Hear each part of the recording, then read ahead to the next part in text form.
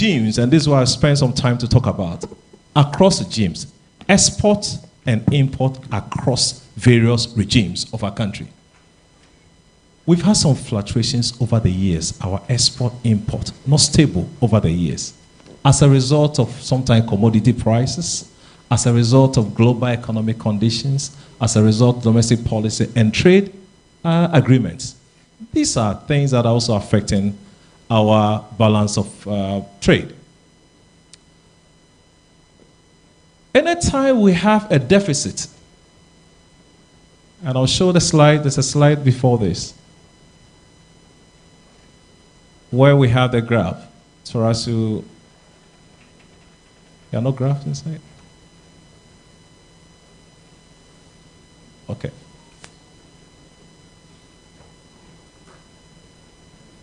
I was just trying to show you a graph that shows the position of our country over the years.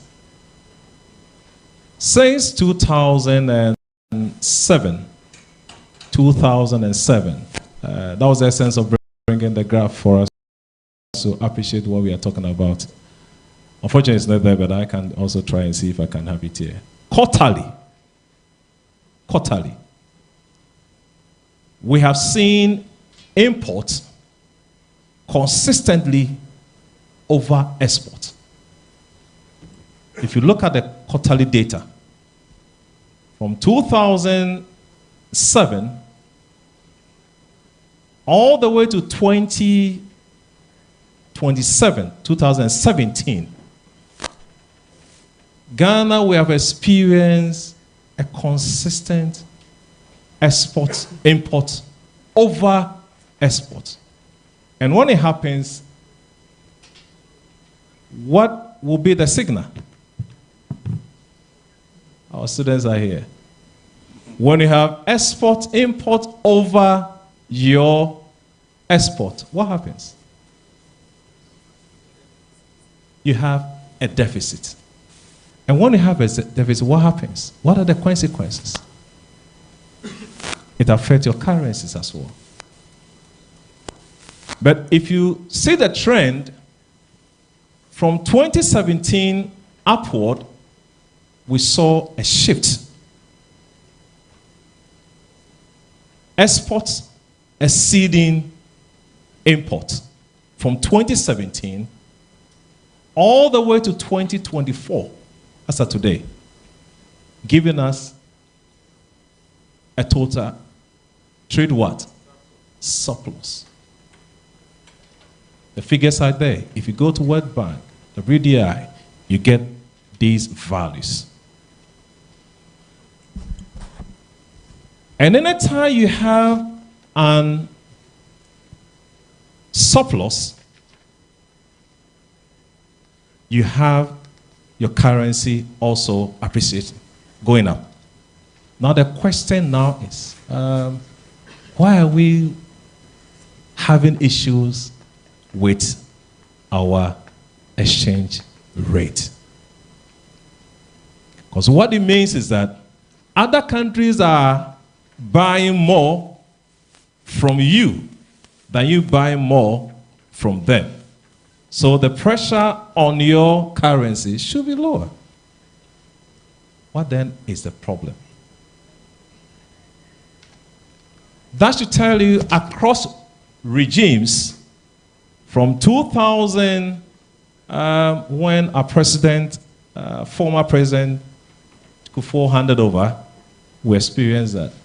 When our late president Atamils handed over, yes.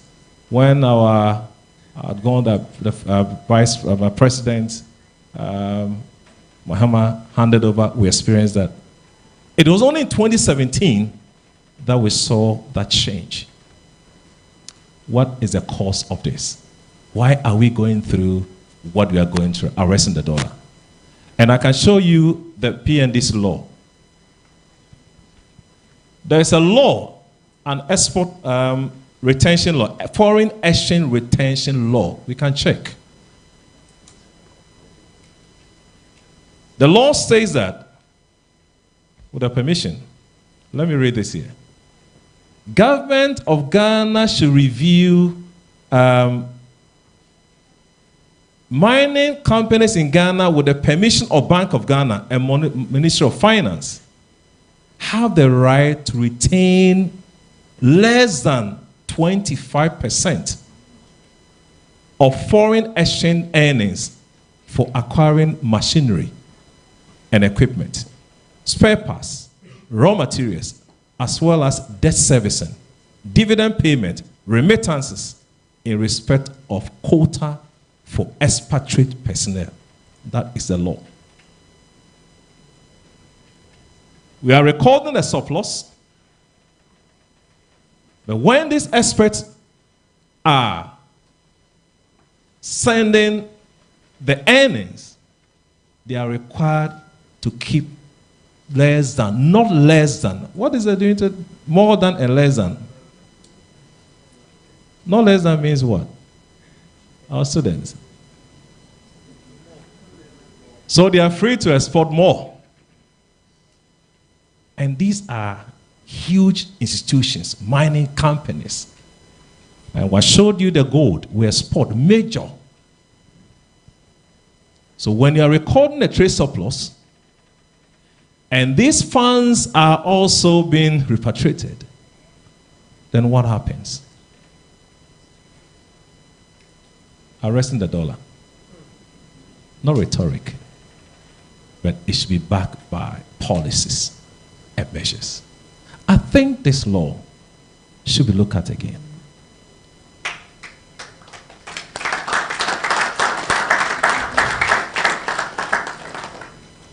My stand on this: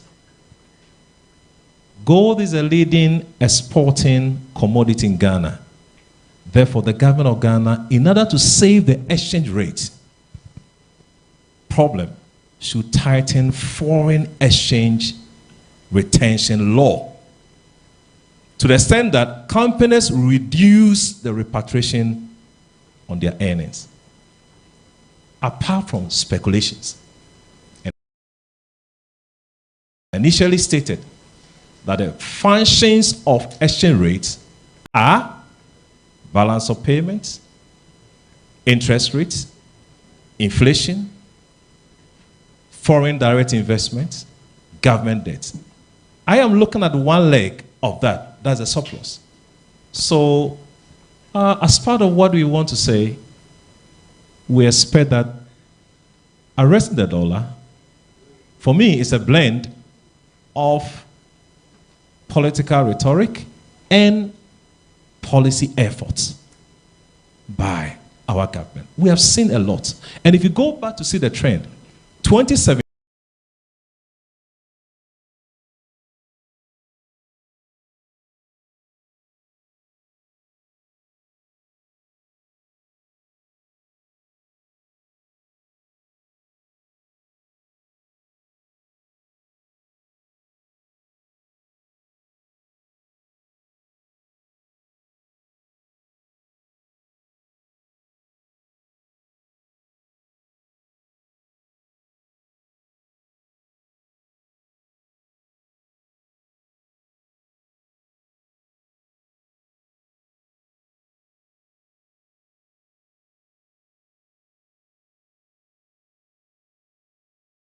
reserves surplus.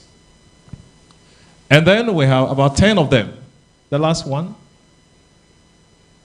we have Ghana Export Promotion Authority, give us initiatives, helping the local productions. And then we have digital transformation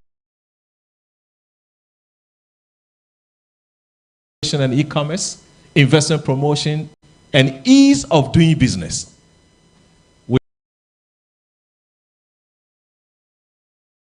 have agriculture transformation, export promotion, industrializing, and value addition, climate smart trade policies. In fact, I could suggest that although we are doing well as a country, because exchange rate is not sacrosanct to just one factor, there are other factors that are contributing. Addressing those factors could help for us to have a better Ghana to live in. Thank you very much. Thank you, Prof. Thank you.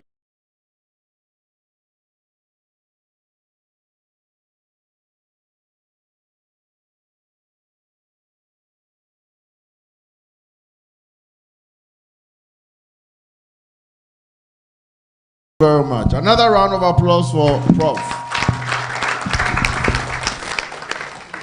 Next, we'll have Dr. Bano also share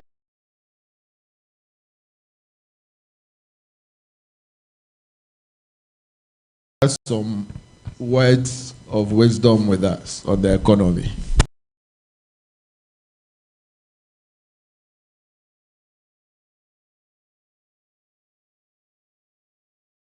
Thank you very much. Thank you very much, Mr. Chair. Mr. Chair, with your permission, I would want to stay there, but I'm not doing any form of visual presentation. No problem, Doc. Thank you very much. So, Mr. Chair, what I want to do is to analyze our current situation. I would want to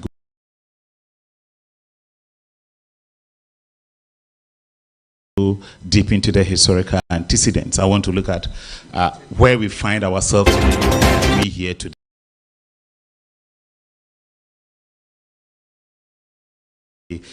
Precisely looking at 2024, what has been the contributing factor to the cedi depreciating at the rate that we've seen so far as part of the first quarter of the year.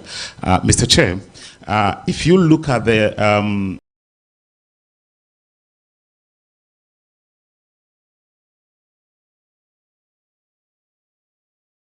US ICE dollar index, which is the global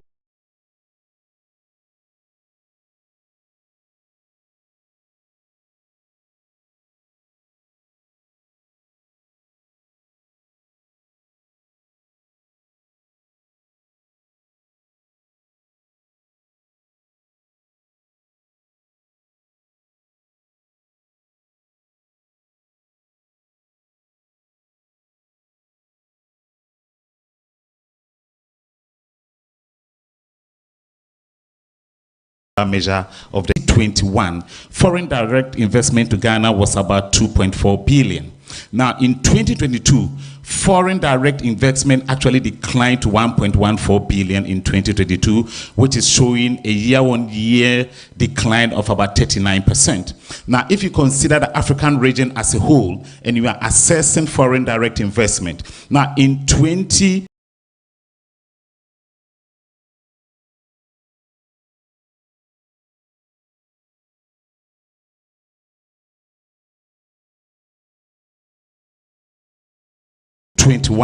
you had foreign direct investment of around 80 billion USD. Now in 2022, foreign direct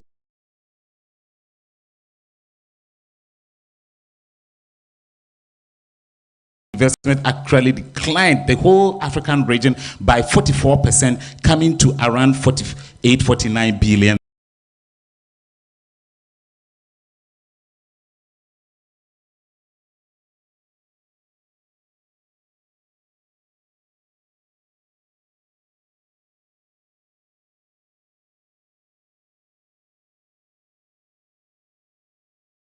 So that has been the trend so far. Now, if you go to the data and also look at a regional level, now with the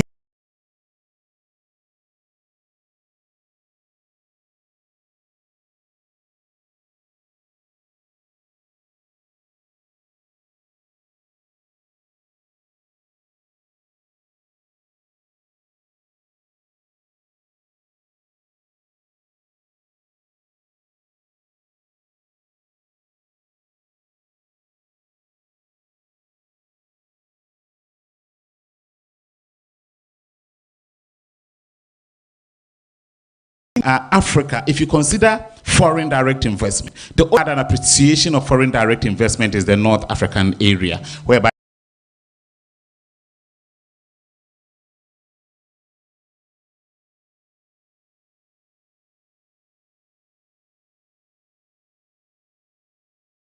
they had about 58% increase of foreign direct investment. Now, when you come to West Africa in general, there was a decline of about 35%.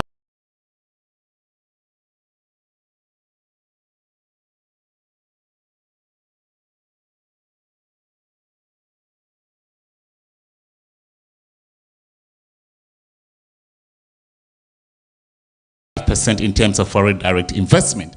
If you go to Central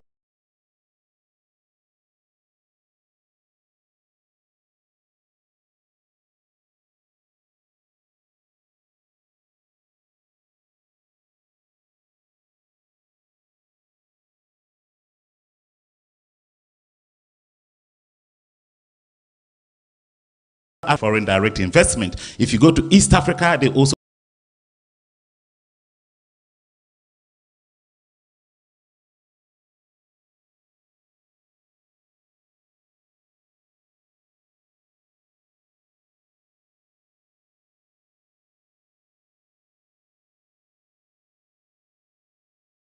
have foreign direct investment increase. Now, when you go to Southern Africa, they had a worse performance. Southern Africa actually had a decline of foreign. Basically, that has been the case. Now, if you look at our situation, and I ask myself that what are the major reasons why the cedi has seen a sharp decline against the US dollar, Mr. Chair? Now, one of the most important things that I would say has been the restriction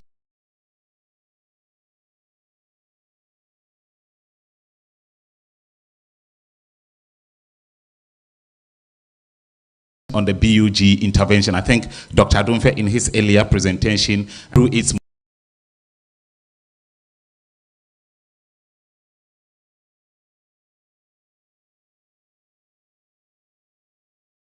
monetary instrument, especially the exchange rate regime, the interest rate regime, that is the money supply channel, can push some forex into the economy to resuscitate the cedi.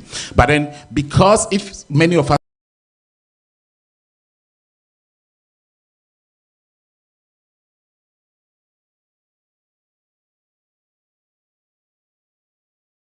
look at the recent staff agreement that was reached with the IMF in April 2024.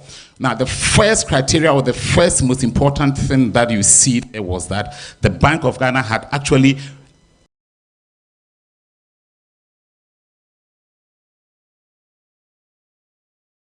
reached or attained a minimum amount of what? Gross foreign reserve that Dr. Adonfe talked about. So what it essentially means is that though our our gross international reserve is increasing over the years, I mean in 2023 we had a reserve of about 5.9 billion, but today we are looking at a reserve of about 6.59 billion. So obviously, yes, as I said, the reserve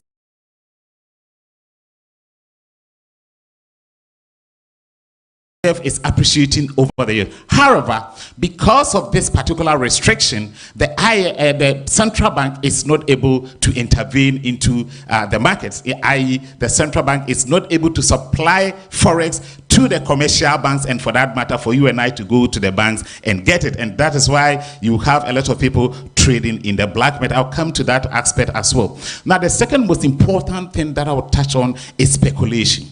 Now, I think we have the traders here and they'll be talking about the practical side. But then the reality is that you have a lot of people demanding for dollar in the Ghanaian economy. It's not just today. That has been the situation.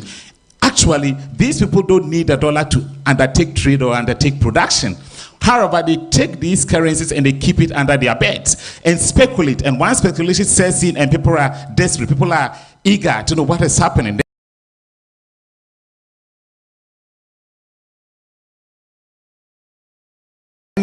they now sell these dollar that they have through the black market and through the forex reserve. And as part of my proposals, the forex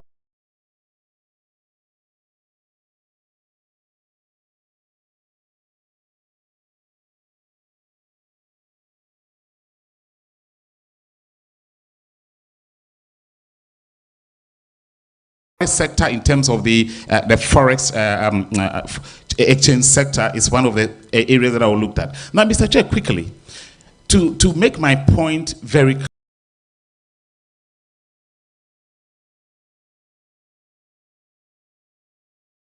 clear, main sources of forex as a country. Now, our first major source of forex is through trade. So that is what Prof. Brady touched on. So where we have a trade surplus, then it means that yes, we are doing well. But then one other aspect in terms of having a surplus is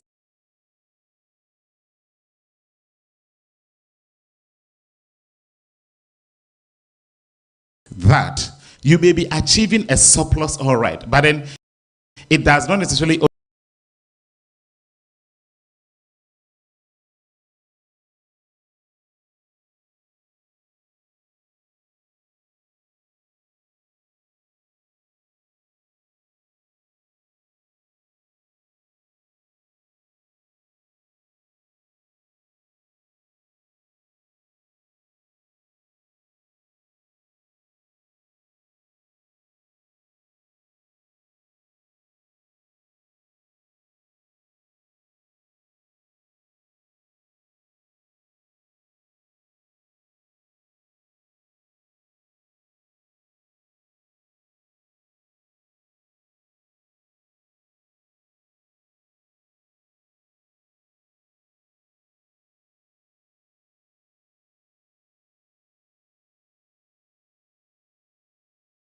also mean that you are forex changing.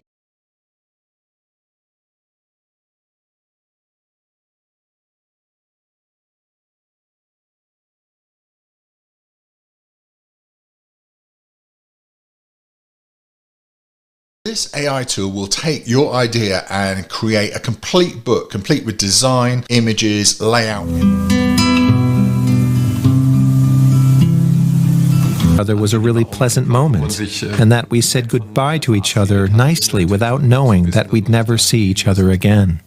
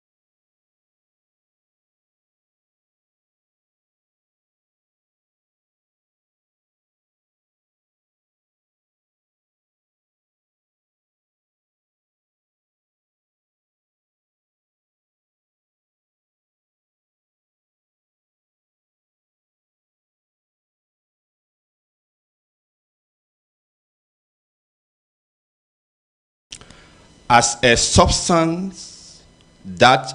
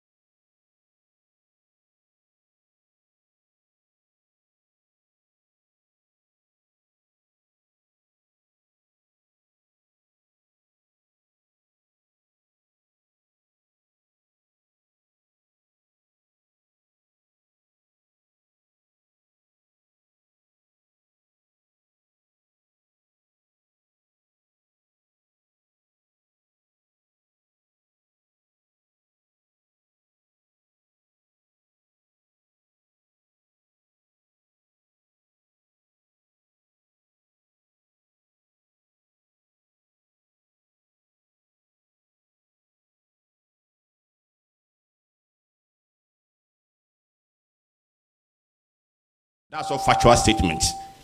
You know, President Kufuor said Friday, let's wear what? Made in Ghana things or wear. He didn't say that we should wear a traditional Ghana things. No, please, let's go and check the word wear. Made in Ghana. It could be a suit. And it was made in Ghana. I have right to wear it. Tie can be made where? Ghana. I have right to wear. Wear it. It will surprise you that somebody is wearing ordinary t-shirt. The price is even more than suit. Okay, so let's get that.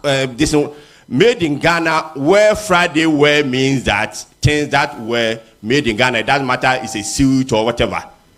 So let's get it right.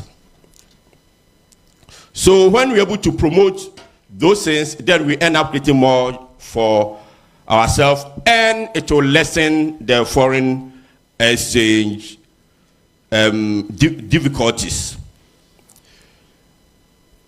We are unclear why there is persistent and continuous problem with CD depreciation. Because when we export, Ghana government, that's the Bank of Ghana and Ghana government custom, have what they call LOC, letter of commitment. So the LOC means that when you export goods from Ghana, within 60 days, the money must come back to Ghana. So I heard them saying some repatriation and others. That's the law now. It has been there for over, I think, 2012, 13 there. So when you export, within 60 days, the export proceed either in dollar or CD or in CD, what you call pound, the money must come back to Ghana. If by 60 days, the money hasn't come to Ghana, they block you. So you can't do another export. So we believe that most of the exports proceeds are come to Ghana. Because if you don't bring it, you can't do next export. Okay?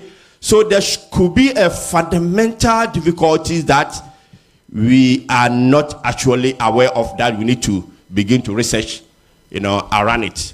Because if you say trade surplus, but it's not only trade. We have capital also. There are a lot of people, foreigners who are working in Ghana. They also earn in foreign currency. Those are the capital items that are bought in foreign currencies. Okay? So if we are saying that we are asked to bring our export proceeds all to Ghana within 60 days, then why are we persistently having a problem of CD depreciation? We are also talking about government looking at most institutions being goods or services charging foreign currencies. We are in Ghana, almost everything is charged in foreign currencies, usually US dollars. Even when government is talking, they talk about US dollars. All the contract amounts are quoted in US dollars. So even at onset, we have already rejected our own Ghana cedi. Because as long as you continue to mention it, register in people's mind, and that's where their attention goes. So we are saying that government should begin to more or less value everything in our local currency. Yes, if you are doing international business, you know the dollar is the basis and the yardstick. We don't have a problem with that. But you should begin to talk about cedi. There are so many African countries that won't go there. When you're even giving dollar out, they won't accept it. It's a fact. Why Ghana? Everything is dollar, dollar, dollar. So we are encouraging government to ensure that all transactions, other goods or services, are quoted in Ghana cedis. Again, we sometimes forget that government is also sometimes the major contributor of cedi depreciation. Look at either, I don't know whether they call it Doomso or Doom CCA. So if you have borrow, okay, and you have investment, you have manufacturing company, blah, blah, blah, and you can't produce because of power. You are relying on buying diesel. Diesel is all produced in Ghana. It's still imported. Although some companies have, have set up manufacturing processes here.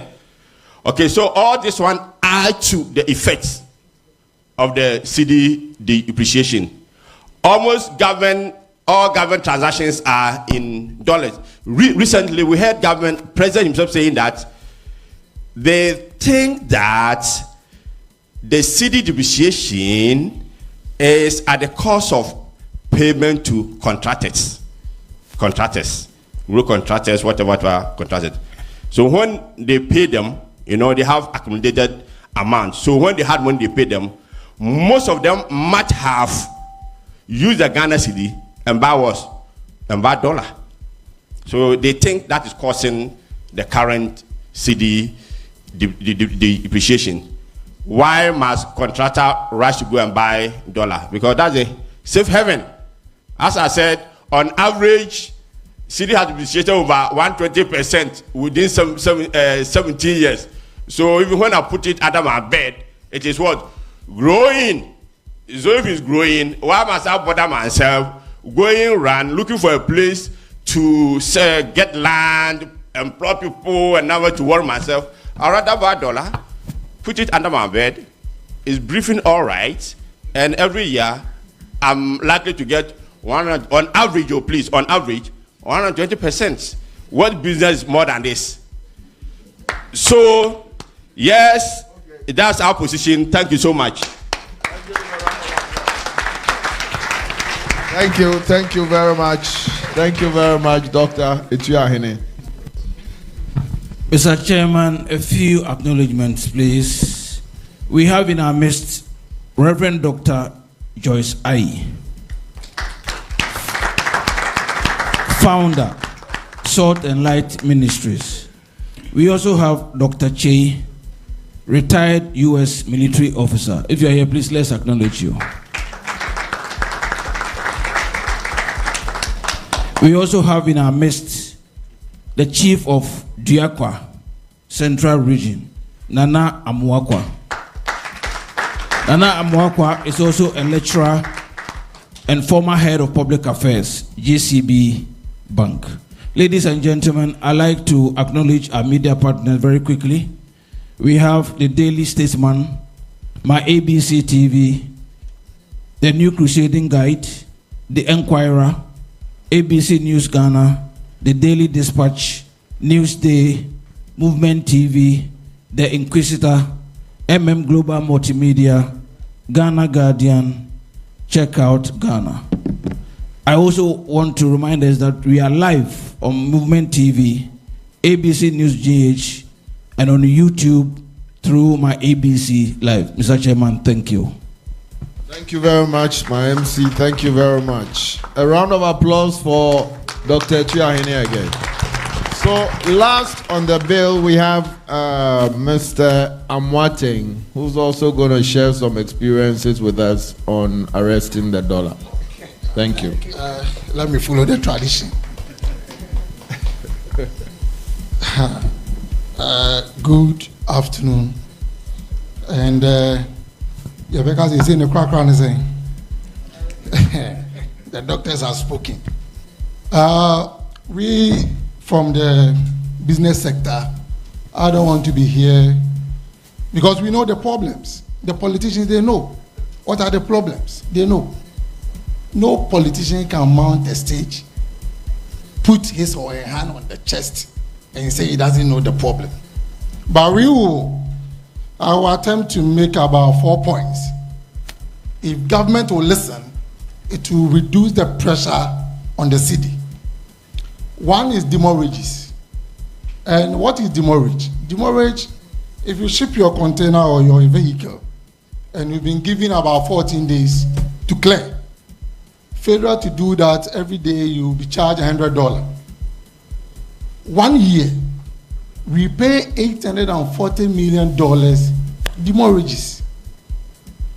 So on average, if you take about $600 million in this administration, 7 years, 4.2 billion. We went for IMF for how much?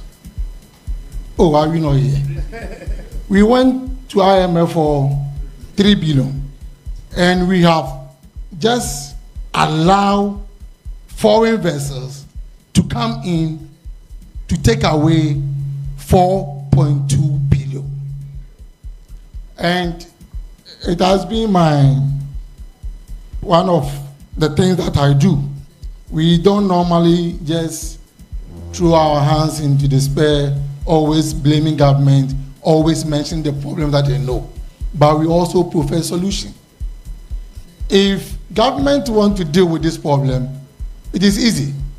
Just bring 1 or 2 Ghanaian businessmen, build what we call container village. So if you have a container village and my 14 days or 7 days or 21 days based on the vessel that I use elapses, the Ghanaian businessman just take the goods from the container, then put it in that container village. And if a Ghanaian man, how much is a single room for a month? It's not about 700, 800. So if a Ghanaian businessman is charging even 500 cedis, will this not lessen the burden or the pressure from the dollar? And every year we are spending $840 million, and these shipping lines will just take the money, exchange it, then they will go. So we believe that if government want to do it, it is possible, it is doable, and it doesn't take anything. We don't need to have a degree in this. Building a container village, it doesn't qualify you to get a degree before you can do that. But when I was coming here, I knew, like those who engage in Lotto, I knew people who say, hey, import, import, import. People like importation. But let me feed you with this. All the import that comes into this country, the indigenous Ghanaians, we do just 20%. Take it from me. Go to GRE, Custom Division, and go and verify. The indigenous Ghanaians, we do only 20%. So if you hear people saying Ghanaian people like importing, we like importing, we do only 20%. You will see when you go to Mokola, 7 women or 10 guys, they go to China, Dubai, Thailand, they do groupage. You will see about 7 people doing 1 container. But we have a Lebanese that's shipping a shipload. A shipload. One of the malls, we had a stakeholders engagement with customs. And that mall, 2021, brought in 7,000 containers. One more, 7,000 containers. How many Ghanaians can bring in 7,000 containers? So you see, there are laws that government need to enforce. You see, when we were agitating, there are foreigners infiltrating the retail sector. People thought we don't like foreigners. That wasn't the reason why we were doing that. If we enforce that law, the pressure on the city will come down. A lot of people do their business, Lomé, Abidjan, and Burkina. And those people, when they are going, they don't go with dollars. They go with CFA. About 80% of the import that comes to Ghana comes from China. Is it difficult? I'm asking. for government to have an agreement with Chinese government. So that if I'm going to China and I know I'm not going to use dollar, why can't I get Chinese yuan here in our banks to change? But instead, we will go chasing dollar. When we get there, we will change the dollar to the RMB. Is it difficult to do? Oh, we are conversing. It's not difficult. For a Mopala man, I don't think it's difficult. So let government have that agreement with the Chinese government. Let's have a lot of the Chinese RMB in our market so that we can also use it in doing business. One thing that we also see, that we have a little problem with Mr. Chairman, Bank of Ghana governor. You see, every week you give forex to these commercial banks, and they've not sold, but they want a profit that to us is too much or too high. If Bank of Ghana is giving the commercial banks forex of about 13 cedis to $1, why can't the Bank of Ghana place a giving it to you 13 cedis $1, you can't go beyond 13.5. But you just leave it ajar. So to them, they are selling 14.5. Look at the margin. What investment have they done that they are getting this profit? And you see, we have a big problem with the head of banking supervision, a department in Bank of Ghana. You've given out forex. You don't know where the forex is going. And there are Nigerian banks. I'll be specific. There are Nigerian banks in Ghana. We do business. They will never get dollar, but they know where dollar is. Mr. Martin, you don't have dollar, but you see this allergy here. I can even contact him for you. They are pushing those dollars there. So, head of banking supervision, what is he doing? And one thing that we businessmen, we find it difficult is with the Bank of Ghana, GRA, and the Finance Ministry. Why can't they peg the dollar? You see, my brother make mention, but he didn't go there. Let me continue on that one for him. You see, government is complaining.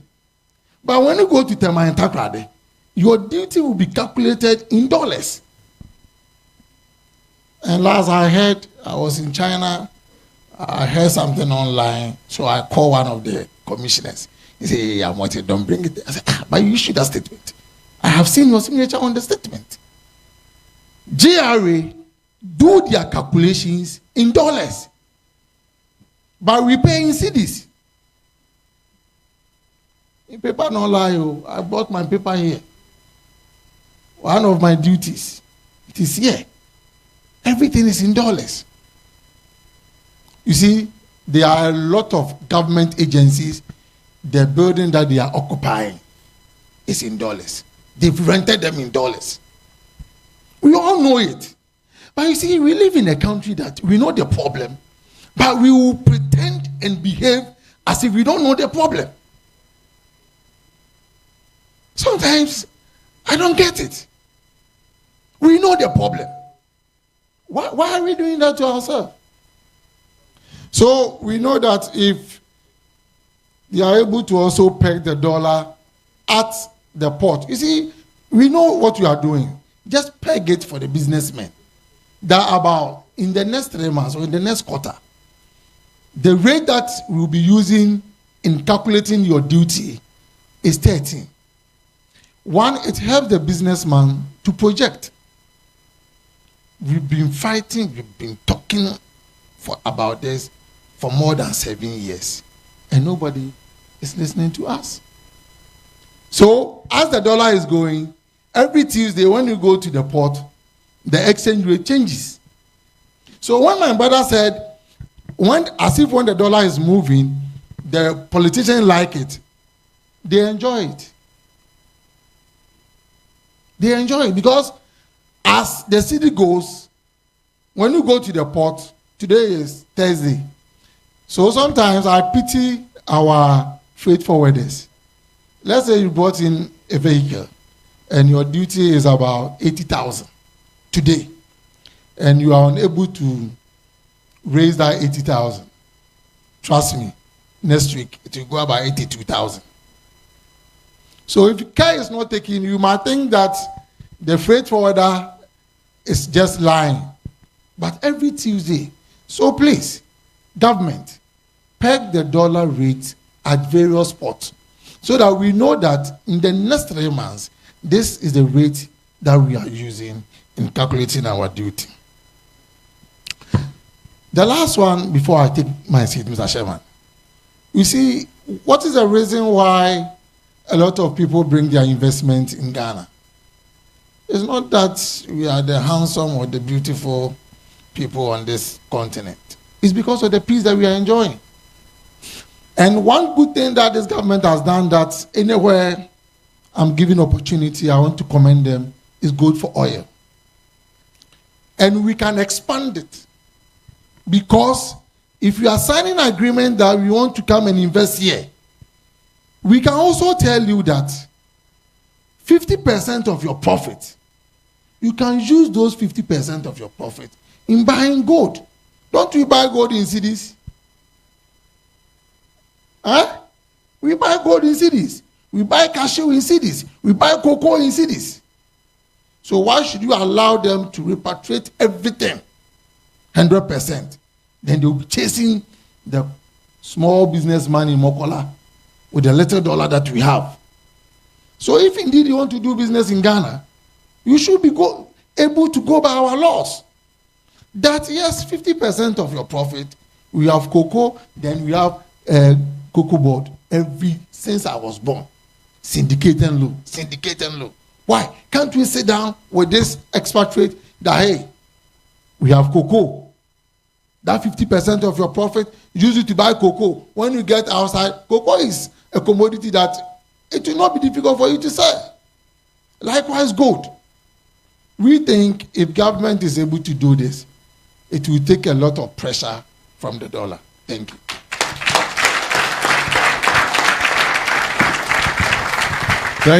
Thank you very much, David. Thank you very much. So we've gone through our first round. We've had so many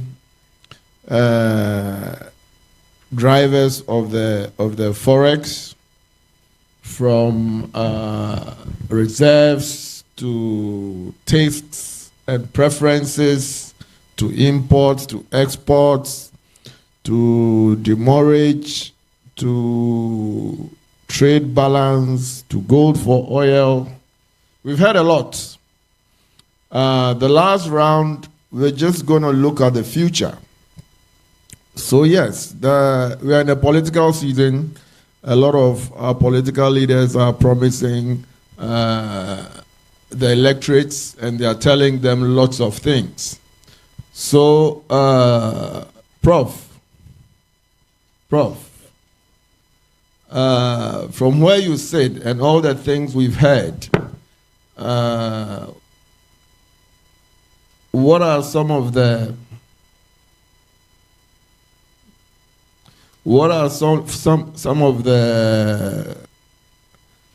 issues or promises that are being made that you think are in the right direction? I have with me a couple of them from both parties. There's a digitalization agenda. How do you think that would impact on the forex? We've had our VIP talk about energy, bringing in 2,000 megawatts, taking out some taxes, etc., etc. So how do you think some of these things can help impact the forex positively? Yeah, thank you very much. I fully support various observations from my colleagues, and it's very important that we say this. As a country, we should have a positive mentality. in terms of things that are happening around, hoping that one day it will be well. In terms of policies, we have seen a lot over the years. How do we implement those policies? Policies are the issues. It's all about the implementations of those policies that we have.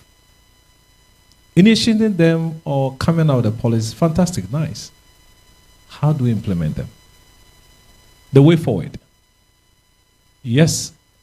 We were talking about production. And we are told in the capital part of it, we have digitalization. Technology is part of production. We can't run away from. I must also say that, per my records, I'm yet to be told, countries that have developed out of taxations. I'm yet to be told. What about harnessing our raw materials? Dubai, the rest. These countries are there. Taxes are good. But the raw materials that we have, if you're able to harness them well. We are talking about surplus, trade and all that. As a country, we have our product. We import raw materials. If you're able to change the direction, I'm sure it will do us good. One. So digitalization is a key component. I'm sure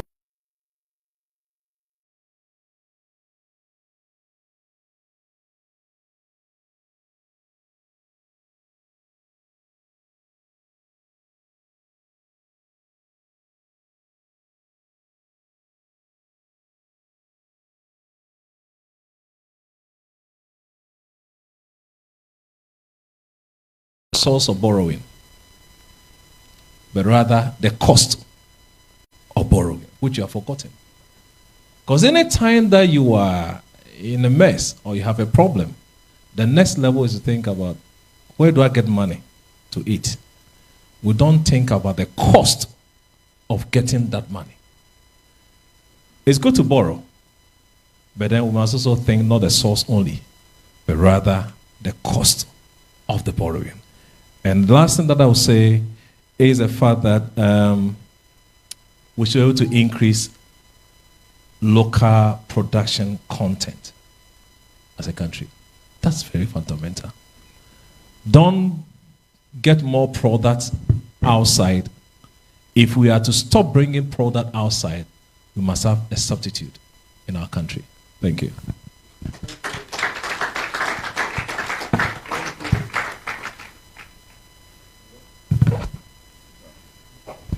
Thank you very much, Prof. Boedi. Dr. Domfe, what role does energy play in this conversation? Because we've heard some people talk about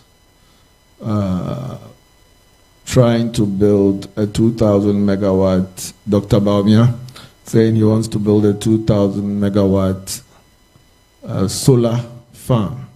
Ghana's total capacity is about 5,500, between 5,500 and 5,700. So 2,000 is quite heavy. How do you think, from where you sit, that would impact on the fundamentals, which will eventually impact on the forex? Yeah. Thank you very much, Mr. Chair. Over the years, we've done a number of research on local production. For me, if you want to look at exchange rate, the best way out is to improve upon your local production. You need to produce more of what you consume, what you wear, what you eat, you know, you need to produce more of those things here. Once you are able to produce more of what you need, there wouldn't be any need to even look for dollar, yet alone to think of going outside the country to buy or import. And so local production, to me, is the best. But over the years, we have seen that 3 key issues have been the main reason why locally we are not doing well with production. One of it is what one of them is what you have just mentioned, that is the energy. So cost of energy is so high in Ghana. Electricity, we all know, is too expensive because of energy. And that, in a way, you know, adds on to cost of production. Once the cost of production is very high, it is not too profitable to produce in Ghana. And that is why sometimes, instead of producing, why not go to China to buy, you know, things cheaply and bring them here? And so you are very right. Energy is a problem. And so and thank God, I must say, we have not been using what God gave. I'm sure God in heaven will be laughing at us. I gave them all they need, but it's as if they haven't seen what I have given them. We have sun, solar, you know. We shouldn't be thinking of Doomso or Doomsay, whatever. It shouldn't be in our syllabus because we have enough solar. I mean, we have where we are located and globally, we are where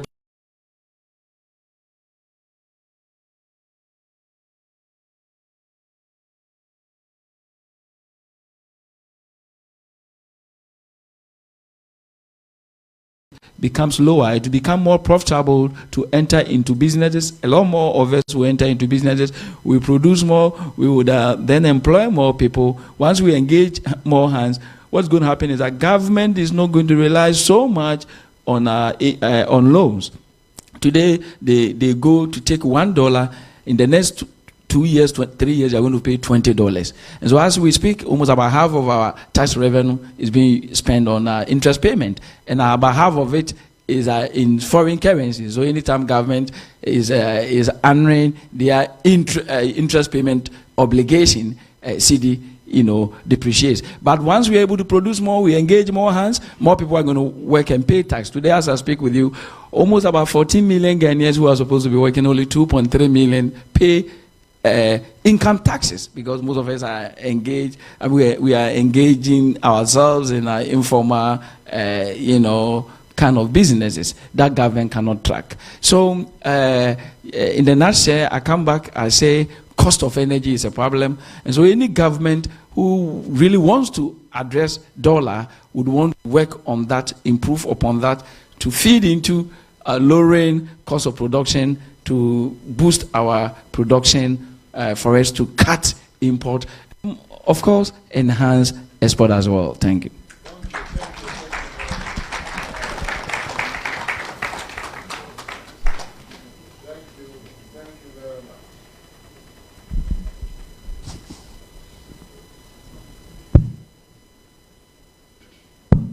Yes, thank you very much. Let me jump to Dr. Etuahene. I was quite interested in the angle you came from. You talked about high post-harvest losses. High post-harvest losses as a result of us not having what you term supply chain value additions. That is roads to the farm gates, logistics, rail, storage, etc. Now, the Vice President has been talking about ensuring that they partner private sector, because government's role is not to be in business. So in partnering private sector now gets the incentive to do all of these things, so for mutual benefit. How do you think it's a good initiative? And if it is, how sure are we that the private sector will be willing to partner government to put up some of these infrastructure to reduce our post-harvest losses, which will then contribute to the GDP, hence arresting the dollar, from where you sit? Yes, it is a good initiative. I have personally been saying that there's no president in Ghana who doesn't want improvement in Ghana. You know, they all want it, but how they implement their own policies. So yes, as industry, we welcome the idea of a patron manufacturing company or the industries to promote local agenda and also add value to our own input that we, produce. So yes, it's a good idea, but how do we partner government? Is all about the policy that the government will bring. If it is favorable to industry, why not? That's why we are in for. But usually, the promises and implementation do not match. And there's also institutionalization problem in Ghana. Let me cite one example. I hope you agree with me that the current IGP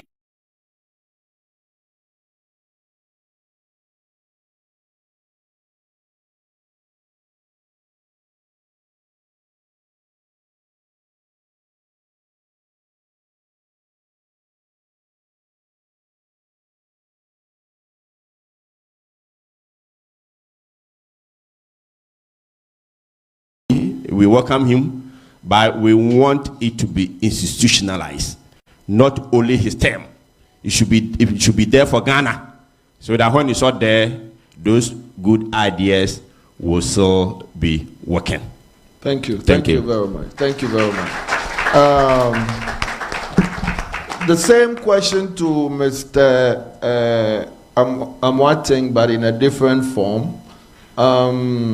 There's been lots of talk about taking out taxes. I mean, getting out a lot of taxes to ensure that we can be extremely competitive, or to ensure that we don't divert trade to our neighboring countries, because a lot of trade is diverted.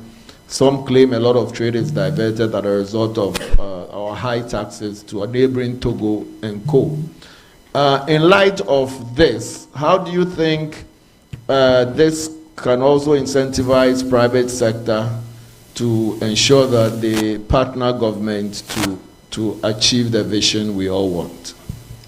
Thank you, Mr. Chairman. On that fateful day, I was at UPSA, and I remember after the presentation, came to me and I made a statement, and I'll go ahead and repeat the same statement. I said, if only Dr. Bawumia was not speaking as a politician, and he would do as he has said, then Ghana can become like Dubai when it comes to trade. But you see, we live in a country that when the shoe is on another leg, it's different. And me being a businessman, I have 4 years when a politician is talking to me. Not that I can pinpoint, or maybe I can put my hand on certain things that maybe Dr. Bawumia has said and he did not do. But if a politician is speaking, I'm very careful. All the things that Dr. Bawumia said, I have met him about 5 times. And that day, 4 of the 11 bullet points that Traders Advocacy Group we gave to him, he mentioned them. And I don't see any difficulty in it, in implementing them. Why should Togo, a shipping line goes to Togo, there are certain charges they cannot charge in Lome. When they get to Tema and Takrade, they will charge. And we have Ghana Shippers Authority. They are there, just looking at them to do anything that they want. So, what Professor Dr. Bawumia said on that fateful day, it is doable. I'm one person. I don't like that word. We can't do it. We can't do it. You just go back, check my profile. You see their profiles. When they were reading their profiles, it took our MC about 5 minutes, but mine was about 30 seconds. See? Yes, me, I went to Bonyo LA. Bonyo LA, 1994, I completed LA. I've never been to school because I lost my mom and dad by age 5. You see, somebody like me, if you talk about free SH, I'll fight you. If you talk about it, we can't do it. We can't do it. No. I've been a taxi driver before. I have been a shop attendant before. Now I own companies. You get it? So, all the things enumerated by Dr. Bawumia on that fateful day, it is possible. But you see, we are on live. I'll get out from here. So, hey, now, President, you have endorsed Mr. Bawumia. No. Let's speak truth to power. Although that is something that we can do. Why can't you have a flat rate? Why? All 1.5 engine capacity car, this amount. All 2.0 engines, this amount. Can't we do this? We can do. And once we can, it's possible. And you have people, we can do it. We can do it. We can, if a whole Bonye early.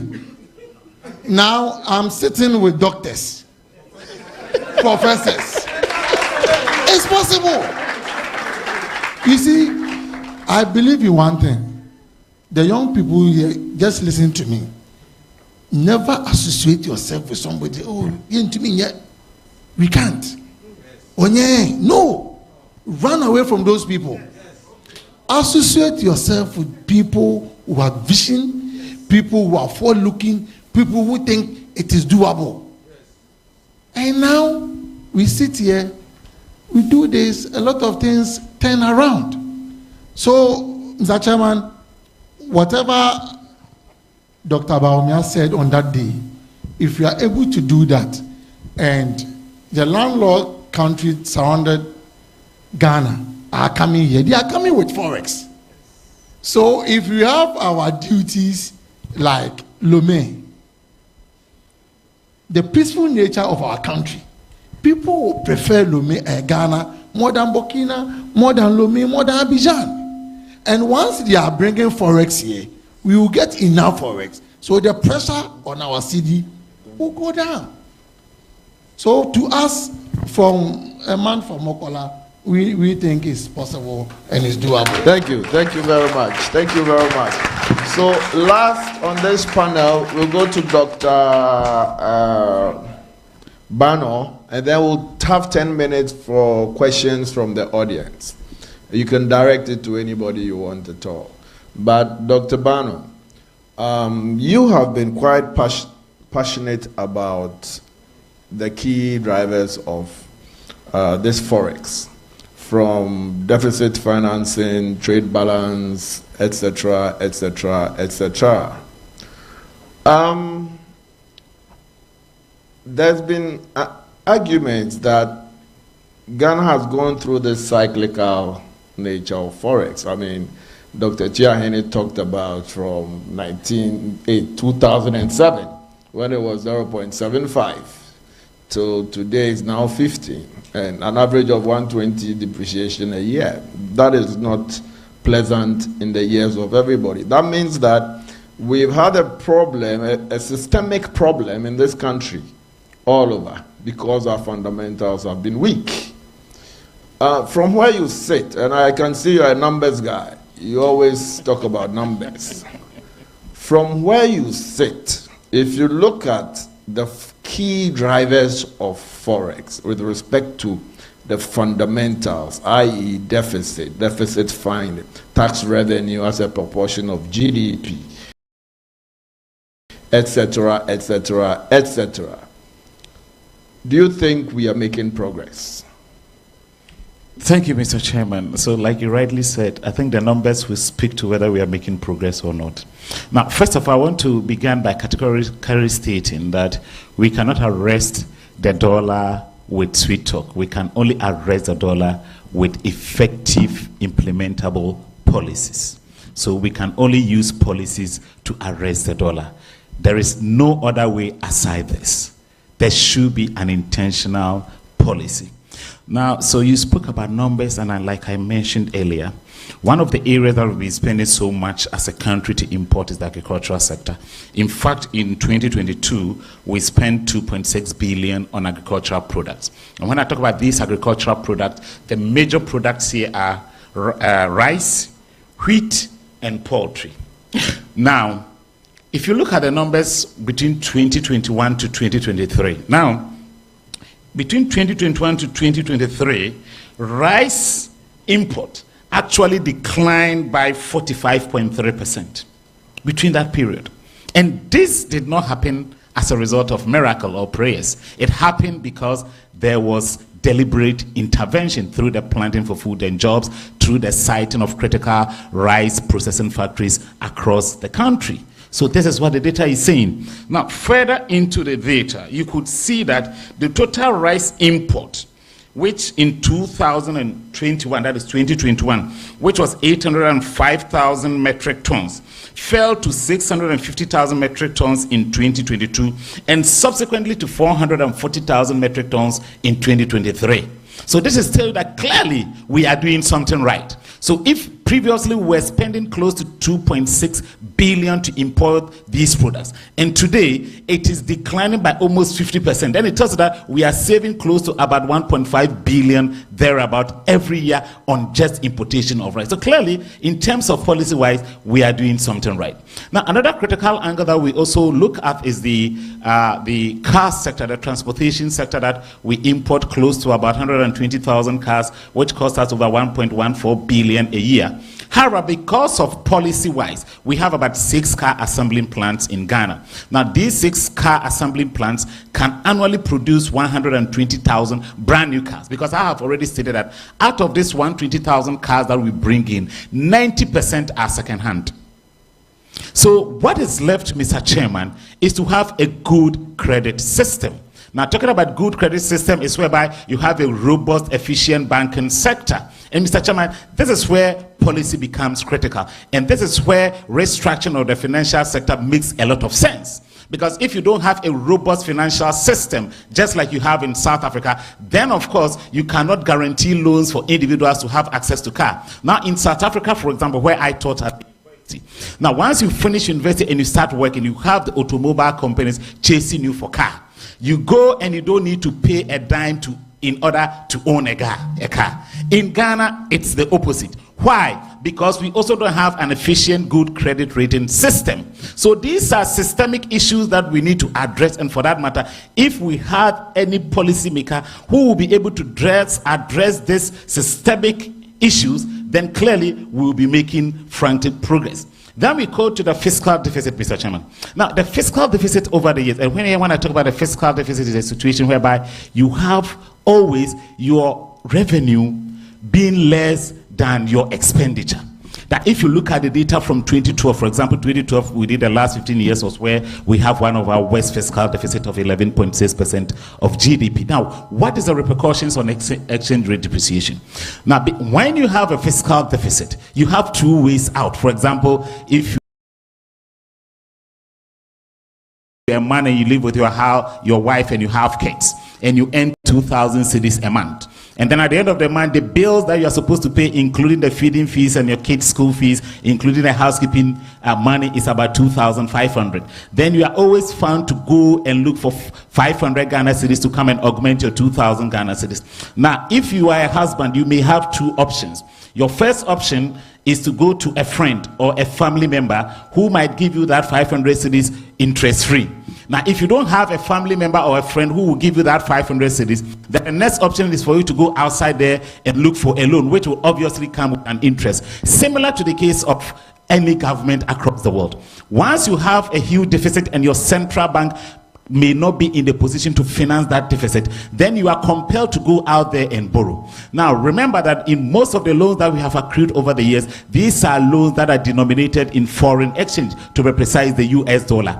Now, let me take you back to the 2024 budget statement that was read to Parliament in November. Now, in the 2024 budget, if you look critically at the budget, that the total government expenditure is about 220 billion Ghana cedis.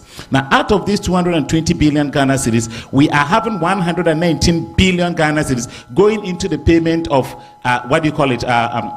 emoluments and servicing of loans. Now, in servicing of loans, actually, we are spending close to about 55.6 or 9 billion Ghana cedis just to service interest on loan. Now, the total amount of money that is going to the MMDAs that we all see across the length and breadth of this country is roughly around 38 billion Ghana cedis, far less than what we are using to service loan. And these are loans that have been accrued over the years. And once you allocate this money, you are not going to pay those you owe in Ghana cedis. You are going to pay them in dollars. In essence, you need to convert this cedi into what? Into hard cash US dollar before you be able to pay those that you owe. And that brings a lot of pressure. But thank God over the years, I mean, in 2023, we having a fiscal deficit of, I think, about 4.6%, which is actually lower than what we have in the Fiscal Responsibility Act, which was passed in 2021. So policy-wise, yes, we are making some progress, and then we need to consolidate this progress. Lastly, what I want to touch on in terms of the policy is the African Continental Free Trade. We are all aware that African Continental Free Trade headquarters is in Ghana, Accra here, just a few meters from here. Now, Mr. Chair, how does this help in our trade balances? Now, the African Continental Free Trade has a part that talks about the PAPS, the Pan-African Payment System. Now, what does this do? Because a lot of African countries, including Ghana and all sub-Saharan African countries, we trade less than 20% among ourselves. What it simply means is that even if we want tomatoes, instead of us to go to Kenya and buy tomatoes, we prefer flying to Turkey to buy tomatoes. Now, when you go to Turkey to buy tomatoes, obviously you would need a medium of exchange, which is the US dollar, to be able to buy these tomatoes. And for that matter, you change your local currency into another denomination, which is the US dollar, before you are able to buy that tomatoes, and that puts pressure on your currency. Now, what the PAPS seeks to do is that if African countries were supposed to engage in direct trade among ourselves, for example, a trader here like my seniors here who are businessmen, could import from any African country without having to pay dollar equivalent of the amounts of money that they are paying for the trade. All that they need is to do this transaction through the PAPS, and then they just pay the cedi equivalent of that money in Naira or in rands or in Kenyan shillings. And for that matter, that will reduce the external pressure that comes onto the cedi. Now, if you look at the African region, sub-Saharan African region, every year we spend close to 35 billion USD on agricultural products only. Imagine we were trading among ourselves and we need not to change money to dollar, and we're using our local currency. That would have actually given us the leverage to have a strong currency, just like the US dollar is doing. So, Mr. Chairman, in terms of policy, yes, there are these deliberate policies that I think if we are able to consolidate it, including the energy sector that we talk about with the solar, because in between 2017 to 2020, we spent over 1.5 billion on paying IPPs alone in terms of their payment. If we had a solar network whereby we may even change batteries every 10 years, that would have saved us enough of forex. Thank you. Thank you very much. I love the passion. Before I go to the audience, there's one key fundamental that hasn't been touched, but which has been powered by the national ID and the digital addressing system. Before, we have low tax revenues. That means that the number of people paying taxes are very low. And that is how come every year we have to go out and borrow a lot of money. But then look at the picture where overnight the tax bracket increases from somewhere around 3 million to 17 million people in Ghana.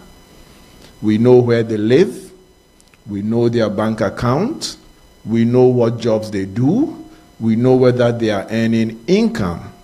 So one of the biggest challenges from independence has been this low tax revenue as a result of the number of people in the tax bracket. That has been solved. And because that has been solved, going forward, our deficits will start reducing because we'll have the capacity of ensuring that any able-bodied person having an income can be taxed. The Makola woman selling, maybe she doesn't have a bank account. I think they do, but maybe they have a Momo. But now your Momo now is your bank account. So we can see the account and government can rake in some flat taxes across board. So I think that the foundation of the economy is really being put in place, and Ghana will now be ready for a takeoff with digitalization on top of it and all the wonderful things my seniors have said here.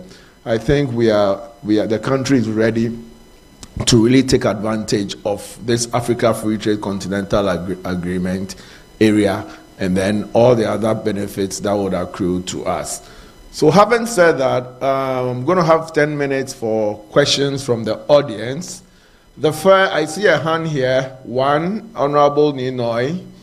Two, ex-military from US, forgotten the name, Dr. Che.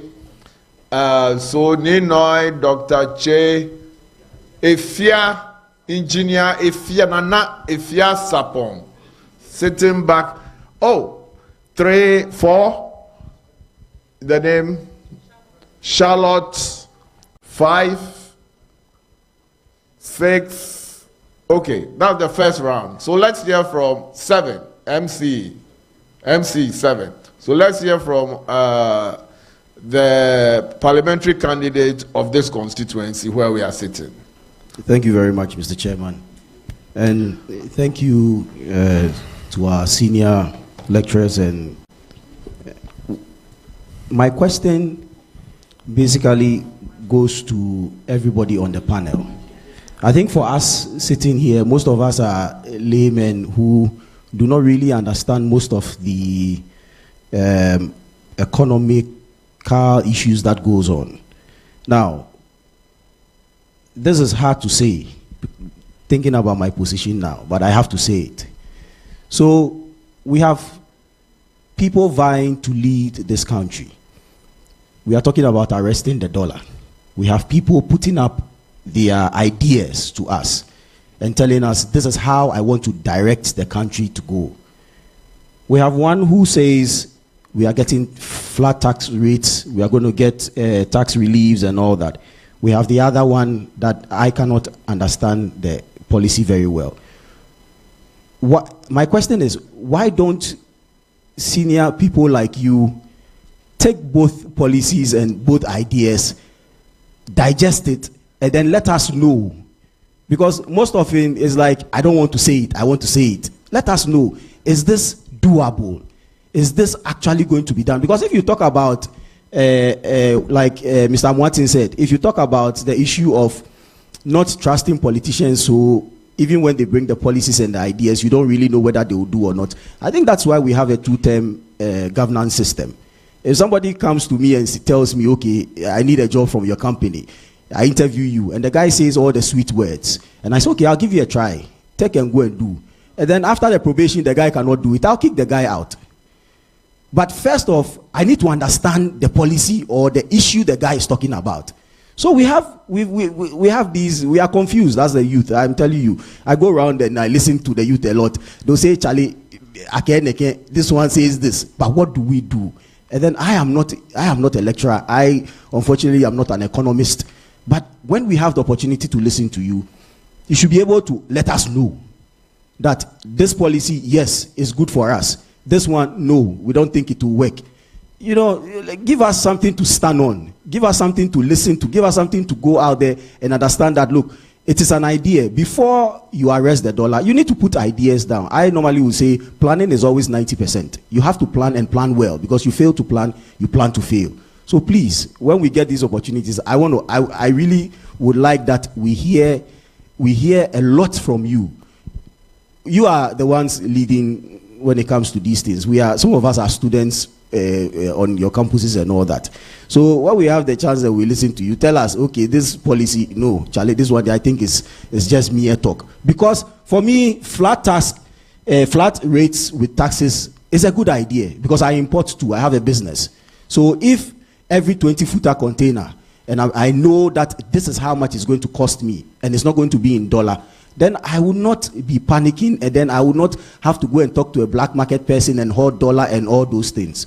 So please, my question is, do you and would all the senior economists really digest these things and let us know exactly what this policy means and what this means? Because if we leave it to the politicians, we'll tell you what we want to hear. Thank you. Thank you very much. Let's give him a round of applause. I think Honorable Ninoy came late. So before we started, one of the objectives of this particular session is what the question you just asked, which is to try and translate all these policies to the common man's language, to make the common man be economically literate so that they can now hold the politician responsible. So they would answer it. So that's the first question. Second was you. Yes. So first question. Thank you, Mr. Chair. Dr. Che? Yes, sir. Okay. We've heard a lot from Professor Bodi through to Mr. Amwating with trade surpluses, balance of trade, repatriation of funds, industry and roads with value chain, and cost of demurrages. My question goes to Mr. Amwating specifically. Francis J. Mr. Amwating, yes. He said a few things about demurrage and the cost, the money accrued going to the vessels. And so he proposed a container village. My question is, should it necessarily be the government's take to have a container village? Because we have a lot of logistical industries or companies in the country with McDan and a few others who probably could collaborate with some support from the government, if I may get some explanations. And then the other one is that he mentioned a few things about chasing the dollar and its effect on the currency devaluation and all that. Why don't you encourage your traders to rather deal with the banks, either to transfer the monies to your agents in China or where they are going to trade, or with digitization? Personally, when I'm traveling to China or Turkey to do any business, I do a lot of mobile phone, deposits, and my bank card is what I use in trading. So I don't carry much cedis or dollars on me, because if I go to China and I go with dollars, I have to still change it to yuan. So when I draw it from Ghana, my bank in Ghana gives me my card, and I draw directly in China to the yuan. So it doesn't go through two currency exchanges. So why don't you encourage your traders to do same, so it can be easier for them to do business overseas? And finally, you said something and you went back on it. You were talking about charging the duty in dollars, and then you went back to say the landlocked countries will be benefiting from us if they have to come back, and we would also benefit from their payment in dollars. And so that one, I think you had answered it eventually. Thank you very much. Thank you very much. Two more questions, and then we'll go to the panelists. Okay, greetings to us all once again. Mine is not a question. You are Charlotte. Charlotte. Yeah, mine is not a question per se. It's two things I want to bring all of us our attention to. I think our professors and doctors did not address it. It's about capacity and data collection. why am I coming by with that? Because we were talking about African continental free trade. And if we are supposed to trade among ourselves and we don't have the capacity, probably we'll do all the agreement and all that. You do the first supply and now the subsequent ones, you can't do it. So they will look somewhere else. So we have to actually work on capacity. And data collection, I may be wrong though, this side of the world is something that I think we have not done so well. So, and life is about solving problems. So we have to get numbers. We should collect data so that when you go out there, you want to do a business, you want to do this, there's this data collection, you have your figures and you know that I can produce this much and I can be sitting pretty. So I think I want to draw attention to capacity and data collection. If we can work on that one. Thank you. Thank you very much. The last guy, and then we'll do our first round of responses. Thank you very much. I want to pose my question to any of our doctors or professor who spoke. Your name is? My name is Dr. Ansa. Okay. Yeah.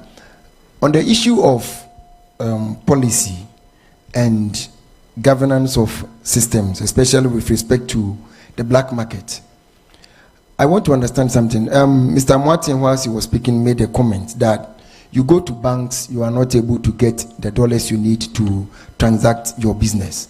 However, you are directed to an allergy and he will be able to give you. It is practical. It is there. We see it all the time. But we tend to, this is very clear, but we tend to look down and not do anything about it. What I want to ask is that, are there specific regulatory frameworks governing the operations of black markets in our country? Are there specific laws governing their operations? And if there are or they are not, how do we streamline their activities and the profits they make or the transactions they do? I know they make profit, that's why they keep doing it. How are we able to ensure that the taxes or what they are supposed to pay to government is paid?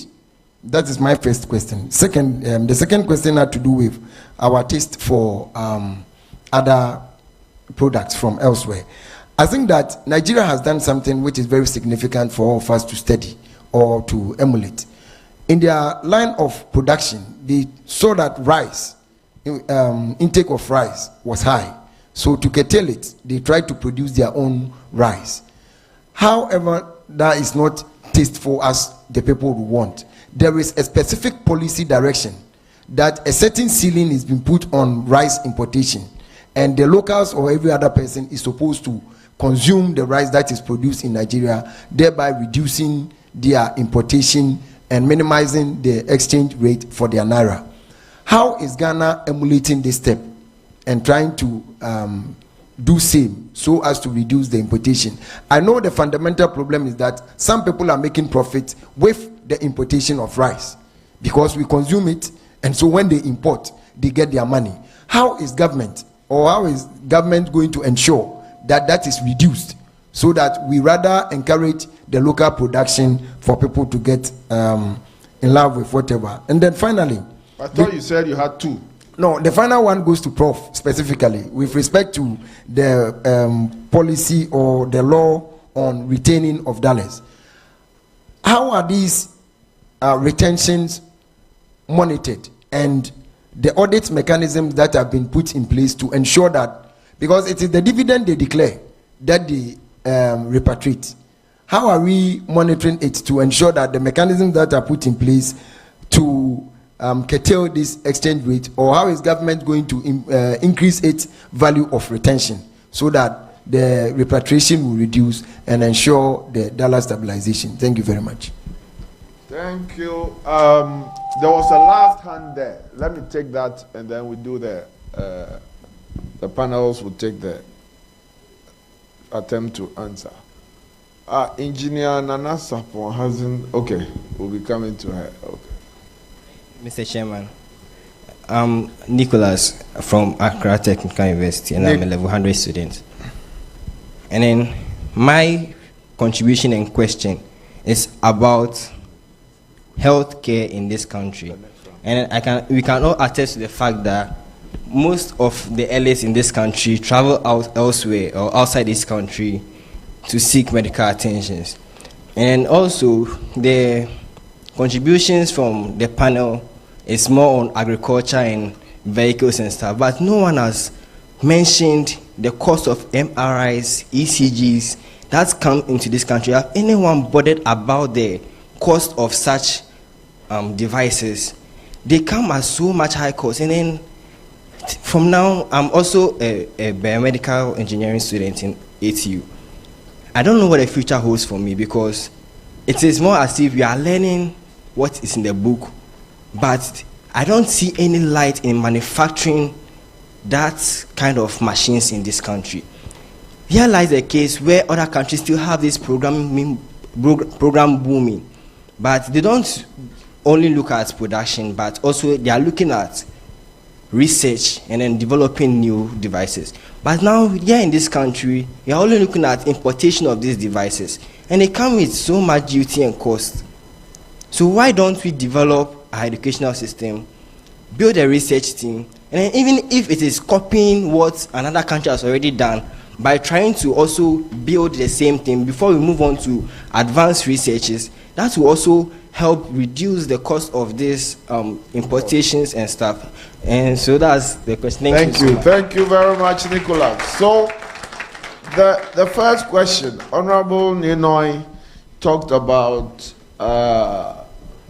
instead of just rhetoricing, why don't we take the policies as academics? Why don't we take the policies of the candidates who want to lead us and dissect those policies and tell the electorate which one is good or not? So who is to all? The question was to all. The first question from Honorable Ninoy.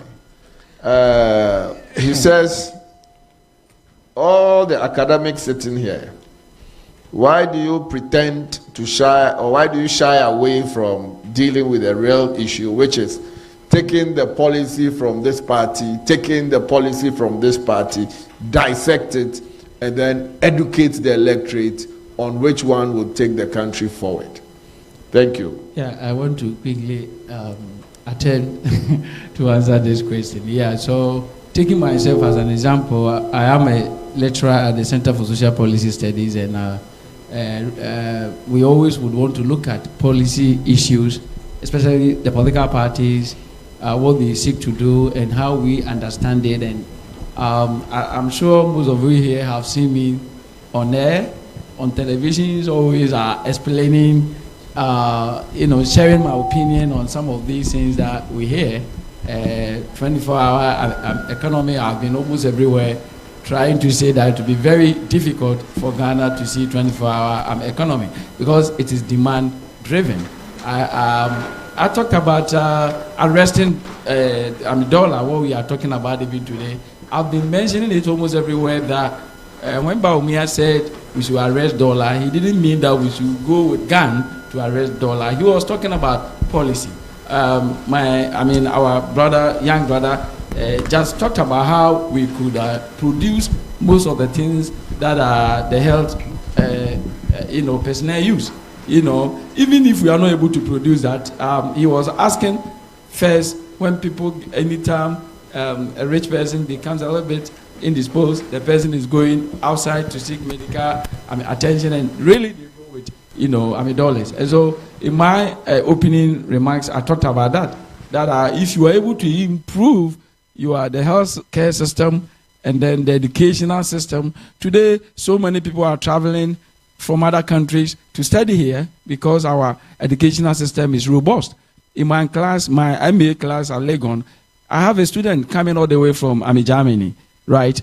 And so, and this student is bringing dollars. Once your educational system is robust, you attract more. Nigerians are here studying, and they bring in dollars. Otherwise, if your educational system is bad, the opposite is what we see. You are going to send your children abroad, and you have to take the little dollars that we have here away. Today, if you go to Kolebu, if you go to Konfanoche, people from Burkina Faso, Cote d'Ivoire, and other places come here for medical attention, and they bring in foreign currency. So these are all measures that we can do to arrest the cities. So if I see a government improving educational system, if I see a government improving health system, if I see a government building factories, if I see a government improving agricultural system, all those things are what we need to arrest the dollar. Thank you very much. Thank you very much. Dr. Charles wants to add one or two. Before thank you. You asked that we should answer the first question, isn't it? Yes. So I'm concentrating on that. In his question, he pretended there's no other party. So I'm also pretending to answer that there's no other party. No, don't pretend. Right. So he didn't pretend. He said we should pick both. He mentioned other party policies. Say other one, he doesn't know. So I'm also pretending the same way. So by pretending to answer your question with the flat tax rate, it's unclear now what kind of flat tax rate is it talking about. Is it personal income tax? Is it corporate income tax? Is what tax is it talking about? Is it royalty tax or what tax? It's unclear now, so it's supposed to come out clear for us to help to digest it. Because the tax system, he's an economist. Tax system should be progressive or regressive, but we don't know exactly what it's talking about here. Flat on what? Because if I'm a company, we have corporate tax. Corporate tax, we have accounting tax. That's accounting profits. And we have tax profits. So flat rate, is it talking about on tax profits or accounting profits? So boss, those things difficult to digest because it's unclear. He talked about the tax amnesty. Yes, with that, I think it could be a good policy if he can really implement it. He's saying that, I'm talking about, you mentioned your party, so I'm only talking to your party issue. He's saying that everybody will start at zero, provided what he's saying is going to do, for me, is good idea, because a lot of companies are not paying taxes, because when they even go to GRA, they don't pay attention to them. That's the first one. Two, I'm not starting company, I've not made any profit. GRA will ask you to pay tax because you are not coming to register your company. Meanwhile, I'm not even trading. Okay? So that's when we said that institutionalization. How is it going to ensure that all these ideas are implemented at the GRA level? Because the man at GRA, he's thinking differently from the policy that he's talking about. So if we can institutionalize it, GRA people who are going to implement it, they should go some training to appreciate it, and there should be enough education so that those who also go to GRA will also know what they are also demanding. Then, so the tax amnesty is good idea, provided he is going to implement it. Thank you. Thank you very much. Thank you very much. The second question, did you want to talk about the first question? Yeah, I just want to have a small bite on that, Chair. We have not run away from discussions on the political related issues. In fact, I'm supposed to be in the classroom by now. Had it not been the permission from the university, I would not be here. So we are getting on board gradually. In our classrooms, we teach students. We don't do politics and classrooms, but then relevant issues are discussed. And when we see that there's a need for us to jump in, and today we are here. So with time, we'll get there. Thank you. Thank you. There was this question from Dr. Che to Mr. Martin on the container village. He says, should it be government responsibility? And like Dr. Baumia said, he wants to privatize the private sector to do a lot of these things. Why can't the private sector today take that initiative if the opportunity is there? Thank you, Mr. Chairman. I think private sector cannot on its own just get up and go and set a container village. because all the import that comes into the country, it is in the hands of customs. So I made mention it should be like a tripartite something, like customs, GRA, government of Ghana, then the private sector.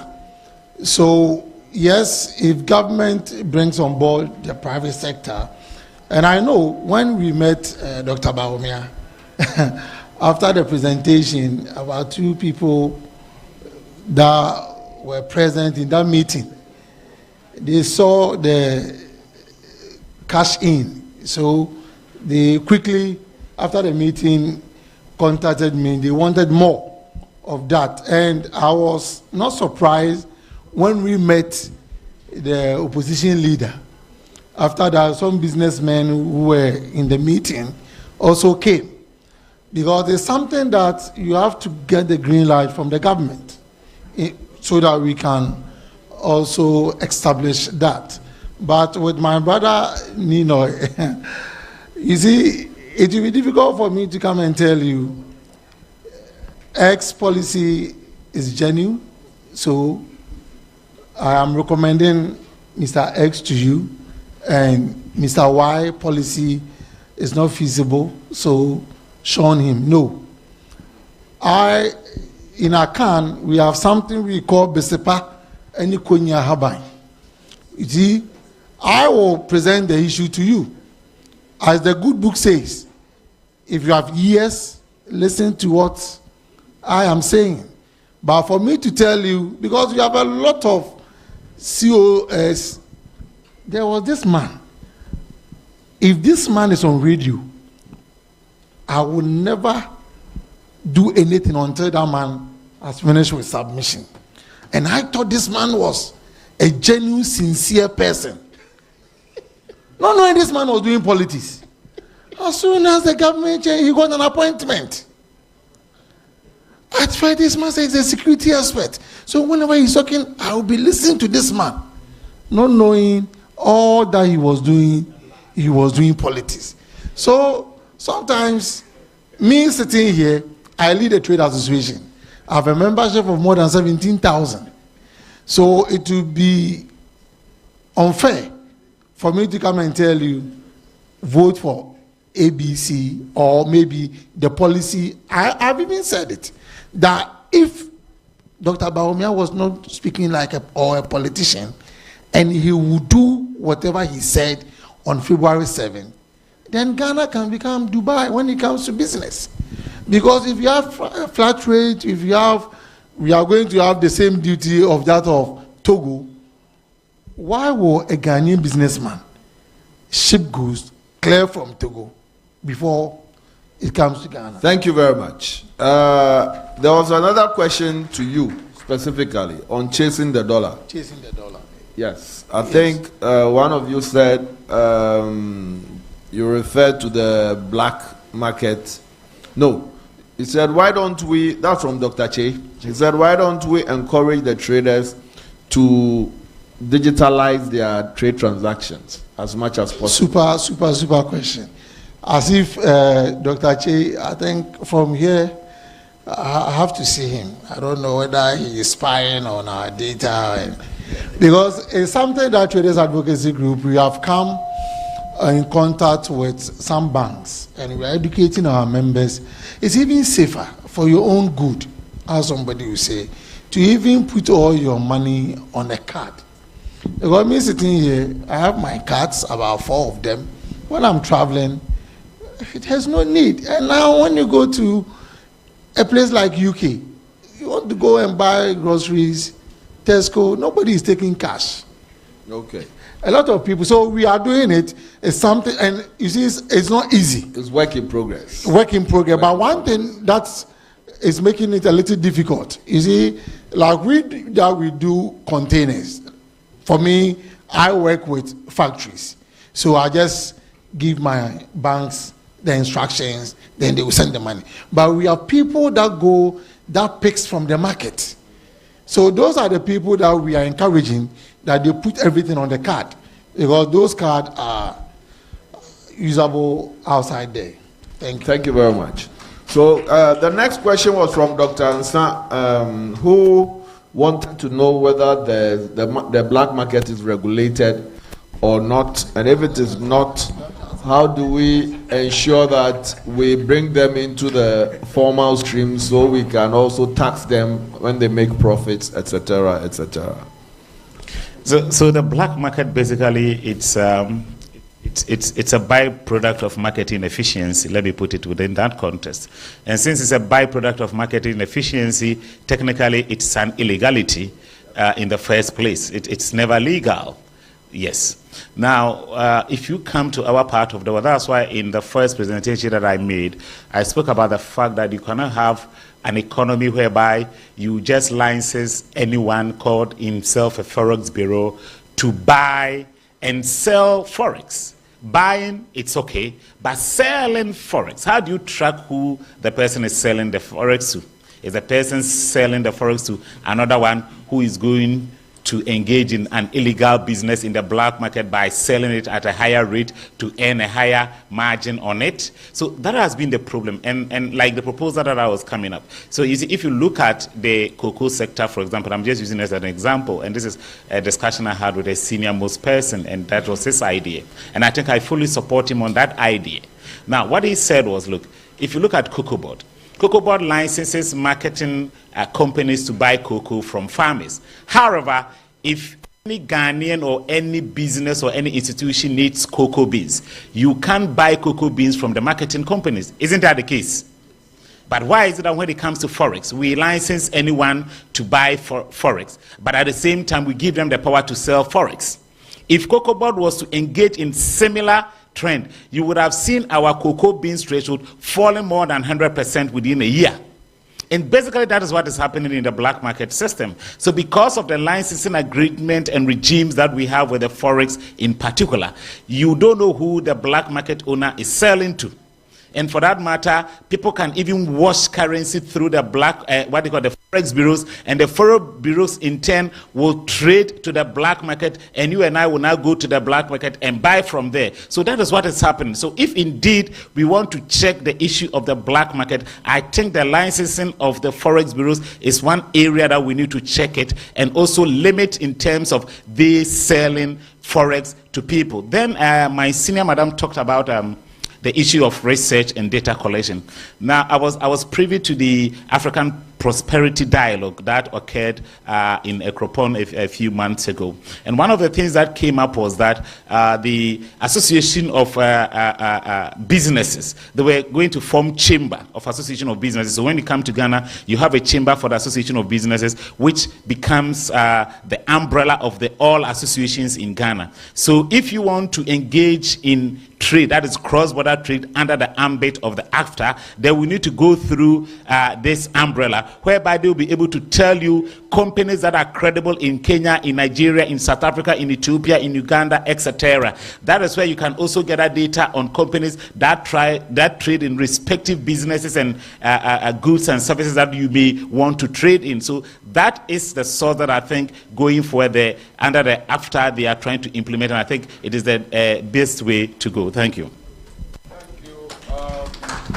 There was also a question on the taste for foreign goods, and he made reference to Nigeria putting in place a policy on rice. Not only rice, chicken, there's a policy on chicken, there's a policy on fruit juice and others.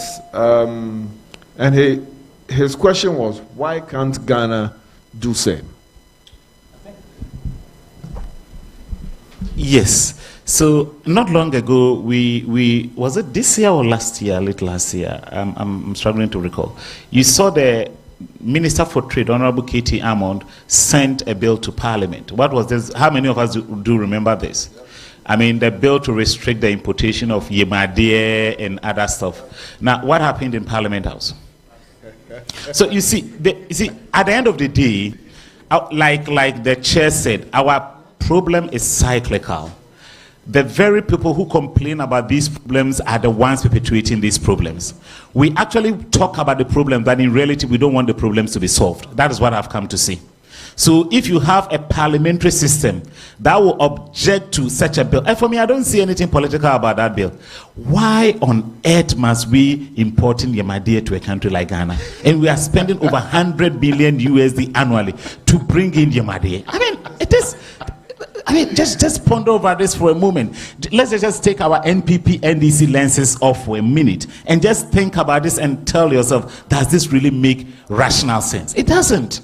But why would people object to this? Because of politics. And that has been the case not just now. That has been the case for the last 30, 40, 50 years and so on. So, indeed, we do little about what we are supposed to tackle. That has been the problem. So we like someone said, we major in the minors and we minor in the majors. That is what we've been doing in this country. So in reality, your legislators don't want this to be done. If they want this to be done, the onus lies on them for them to take this process.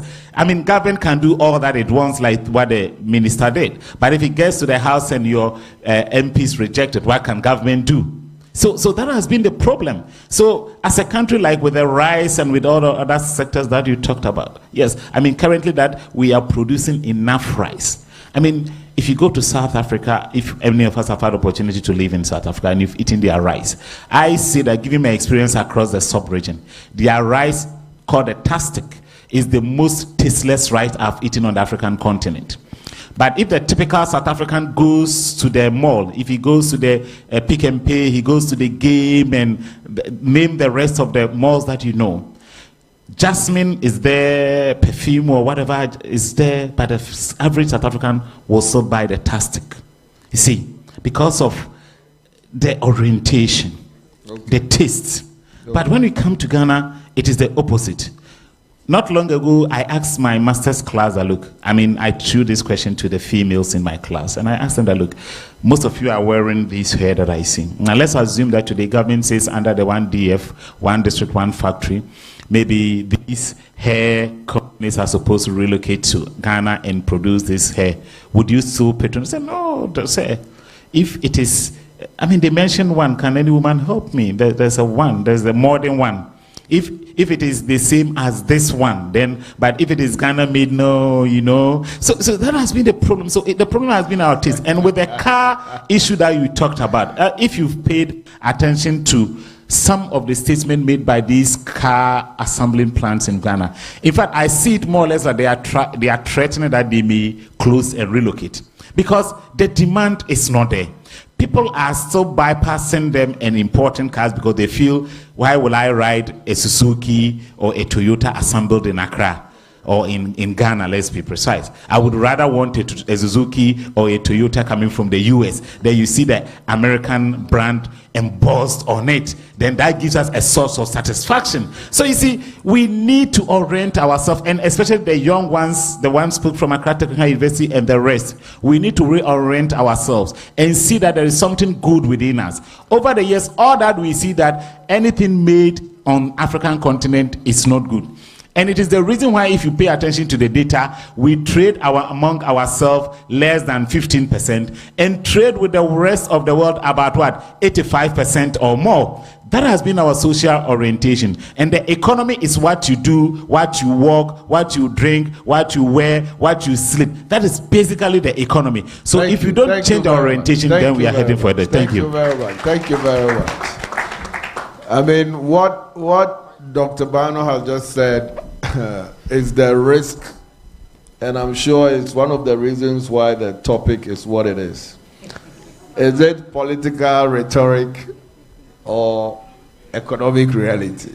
Mr. Chairman. When you talk about... Mr. Chairman, not to cut you. 1 minute. Okay. 1 minute. When you talk about tastes and preferences, can it be changed by law?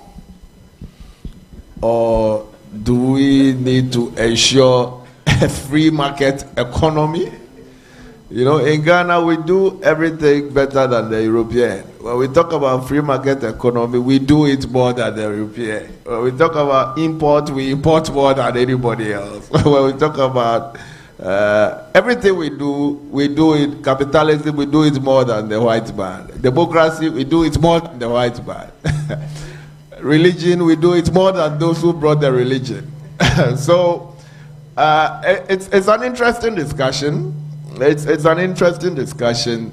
But then if leadership, whether bipartisan or not, are meant to help solve these kind of problems, then as the electorates, as you educate yourself more on the economics, it should translate into what you want. Because if you are not aware that your actions of eating imported yamadieh is contributing to the faltering dollar, and you there, you say it's your yamadieh that you want, or used clothing that you can wear, it's tough. It's tough. And when the laws come in, it's a law of majority, democracy. And the lawmakers said, no, they want yamadieh. Then we'll have yamadieh.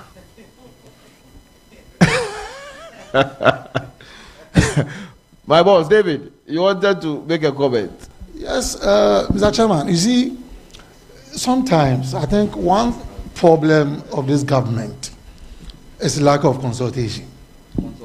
You see, that bill received that stiff opposition because of lack of consultation. Stakeholder management. Nobody, I think, if you want to do a little head count here, everybody will support the bill. Should we import Yamade? But, Mr. Chairman, come on here. You see, somebody's business. No, if you want to take somebody's business from the person, you need to consult the person, educate the person, let the person know the consequences of what the person is doing. You don't just wake up one day, you say you are taking a bill. Even we, the trade association leaders, were not consulted. And we think you won't face stiff opposition.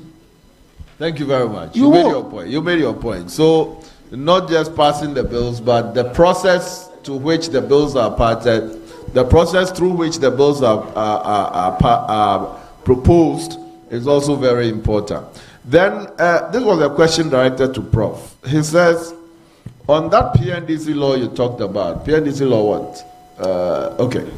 153, on the retentions. There was a question inquiring whether how the retentions are being monitored and how possible it is to increase the retention rate to help arrest the dollar. Thank you very much. I don't know whether we have become victims of our own woes, judging from the conversations that we are all having. But back to your question, in terms of monitoring, well, I'm not a lawyer and I don't profess to be so in terms of passing the law. But if you go back to the law, it states that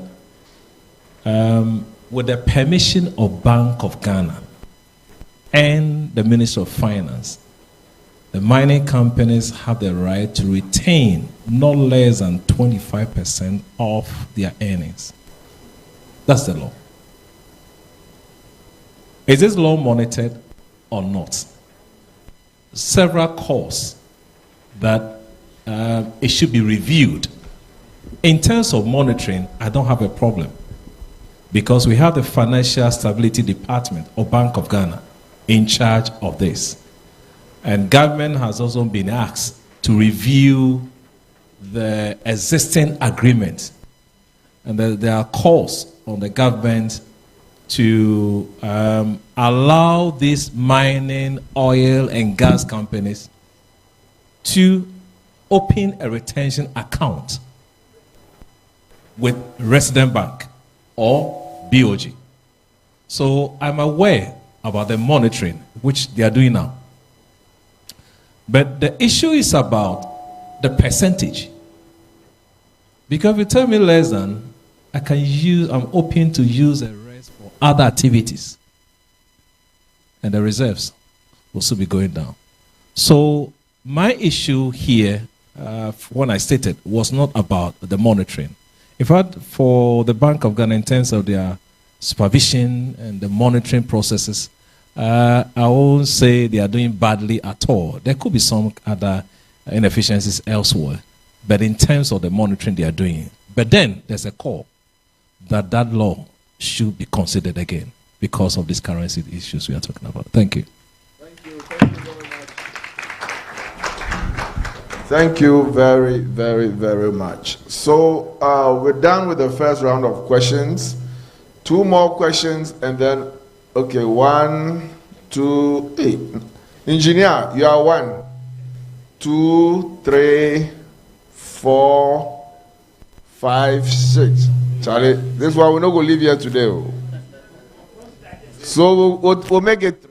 So for the rest of, okay. We'll take their question and then we'll close. Make it brief. Only 1 question each.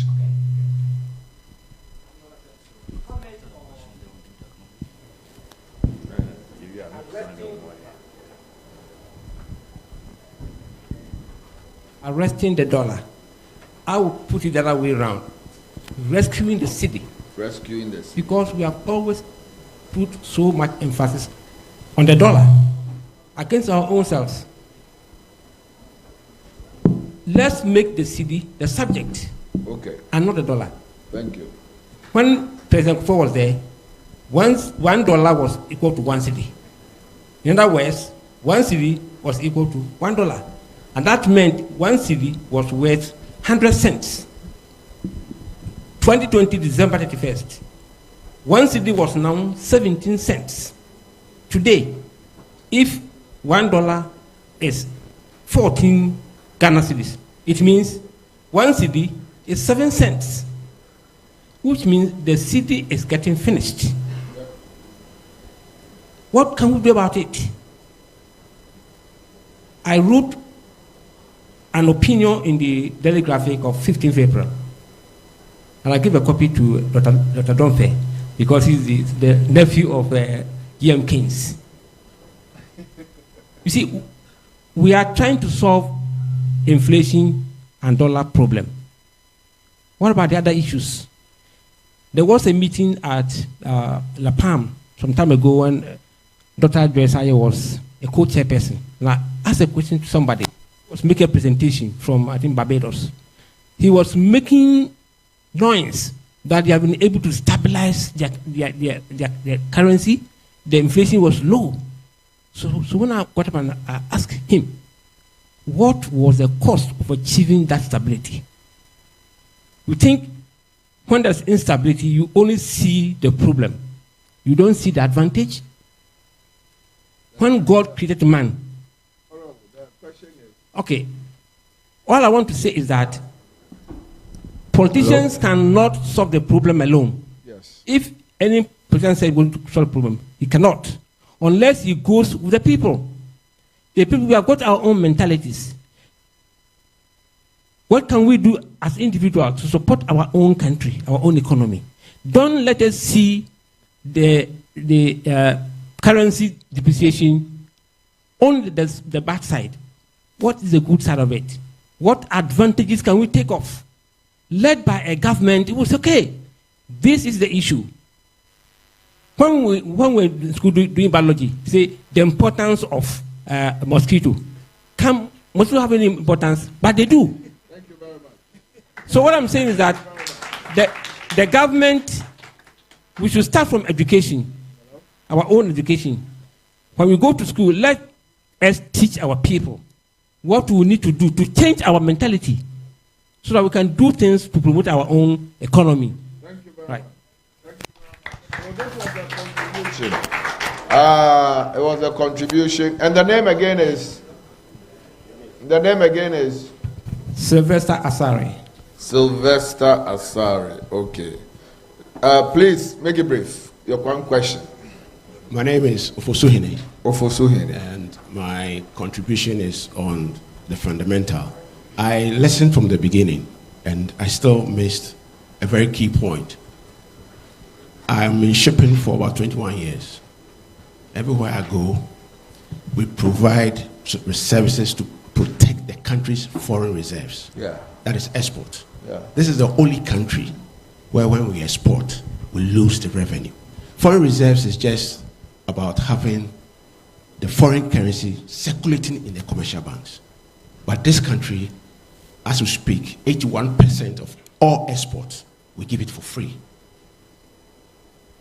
We can change the dollar, or can arrest the dollar in 6 months, if only we work in the fundamentals, which is shipping. If you export, you must return the earnings. Yeah. It never, no, even if you want to buy your iPad and you want to send by DHL, the reason why the invoice has to be on the parcel is just to protect the dollar. So for every export, most of our exports, we are actually financing other countries' central banks, their foreign reserves. This is the bottom line. Thank you. Very much. Thank you for your contribution. The last question, Engineer Nana Sapon. She's back there. She's back there. We need to hear from a lady. You see, we are doing gender balance, so the two of you, I will have to bring this thing to a close. We'll talk outside, okay? Gender balance. Engineer. Thank you, Mr. Chairman. My question goes to Mr. Moating. Actually, what to talk about has been reiterated here. When you were speaking, you made reference to the importations that, the ratio of importations that we are doing here, which is the locals versus the foreigners. My question is, whatever the foreigners are bringing in are being consumed by us. So if we change our taste, or if we reduce our consumption for foreign goods, would that automatically reduce the importation that they are bringing in? Because the problem is not necessarily who's bringing in more importation. It's about the fact that we are relying on foreign imports. So how does that work? That's my first one. The second one actually is on the Chinese yuan. You mentioned that if we should trade in that instead versus the dollar. My question here is, won't we automatically be giving more power also to the Chinese currency? So eventually it will be shifting. So we are not really solving the problem. We are moving from the dollar to, another currency. And that would also affect the cedi in a way. So that's actually what my question is, if you can help me with that. Great question. Senior,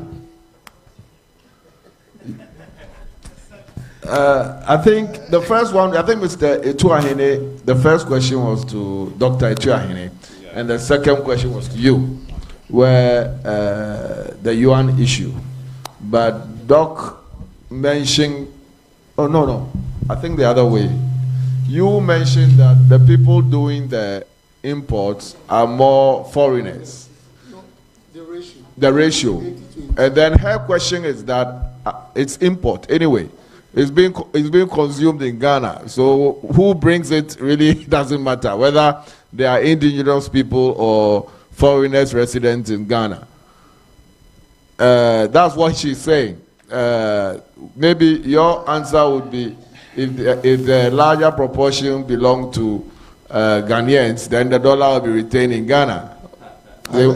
The cedi will be retained in Ghana. But if they are foreigners, then they will repatriate the money.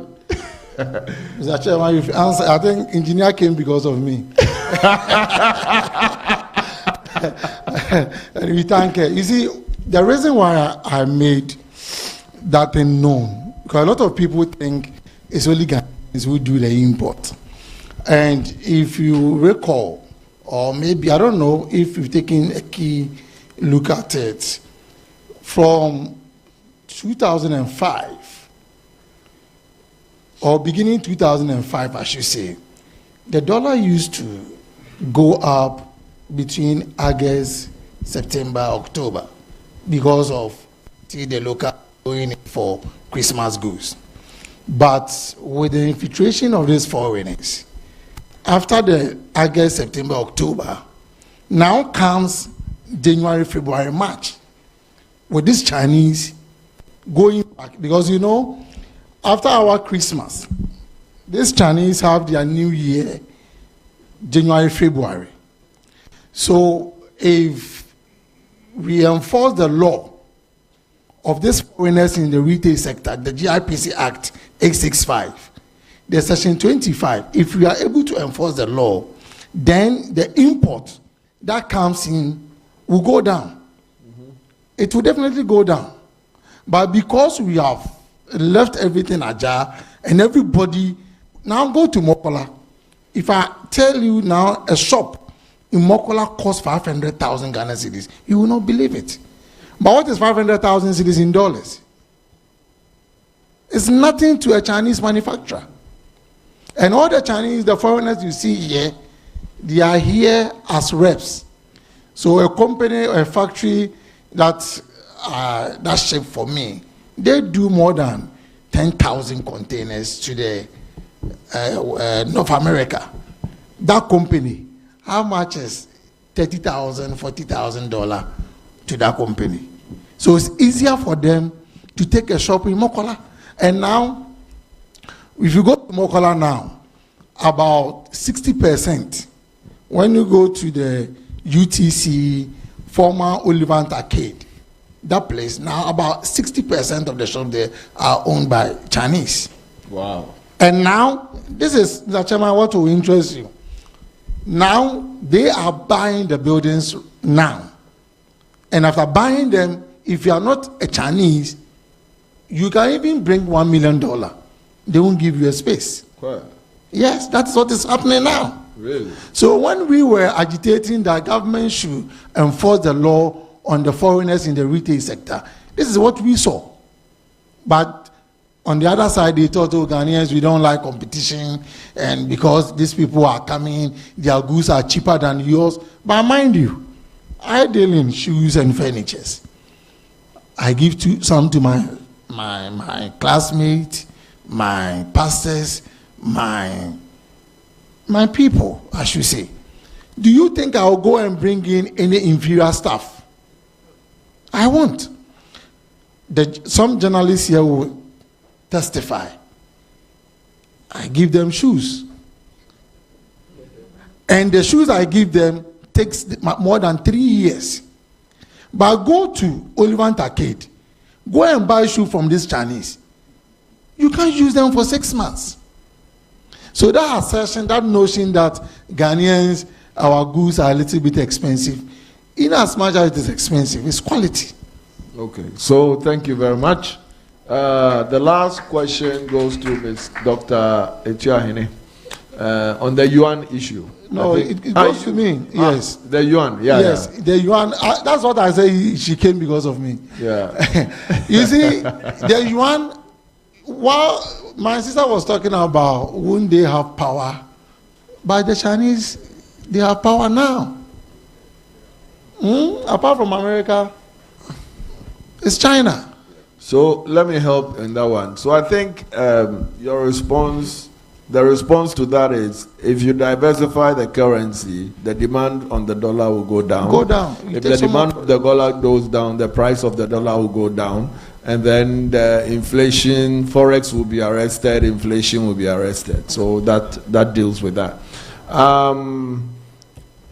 His was a comment. A comment, yes, his was not a question. It was a comment telling us that we had left out a critical element.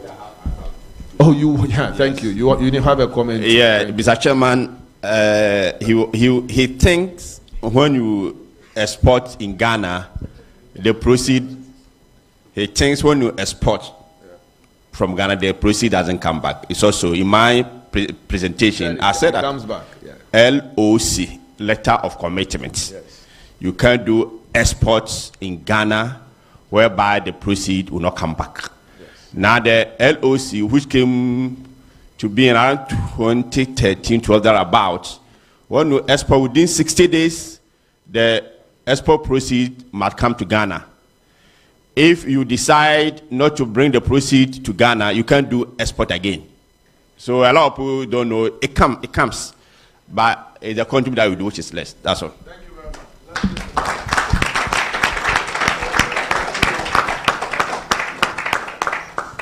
Thank you, Mr. Chairman. A few acknowledgements, ladies and gentlemen. We have representatives of Strategies Patrons, made up of Mr. Asare and Mr. Mensah. Thank you for joining us. Please, let's give them a round of applause. Thank you. Thank you. Thank you. We also have Mr. Carlos Kofi Edusei, a friend Gordon made at Atride, Asante Achim South, also joining us. Please, let's acknowledge him. Then we also have Ifia Sapong, who is an entrepreneur and a friend of Movement TV. We also have Auntie Ra, also here. Please, let's acknowledge them. Then we also have Kweku Kwashi, aka Biggles. He's a pharmacist and an entrepreneur. Kweku, you are welcome. We also have Dr. Benasco Ansa with us. And please, let's recognize him. And then our own mother, Auntie B, mother of Gordon Asare.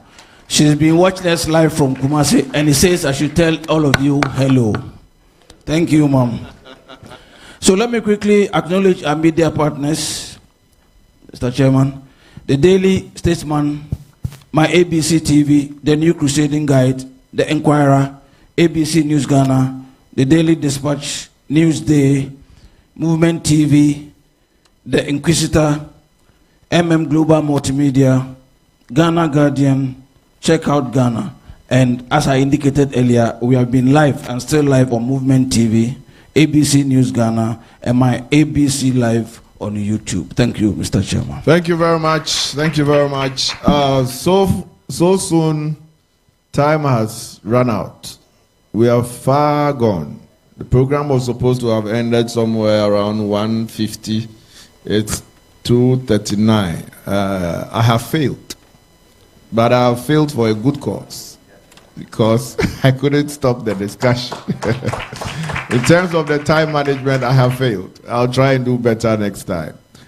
So we have realized that the Forex arresting the dollar, whether it's a political rhetoric or economic reality, depends on you and I.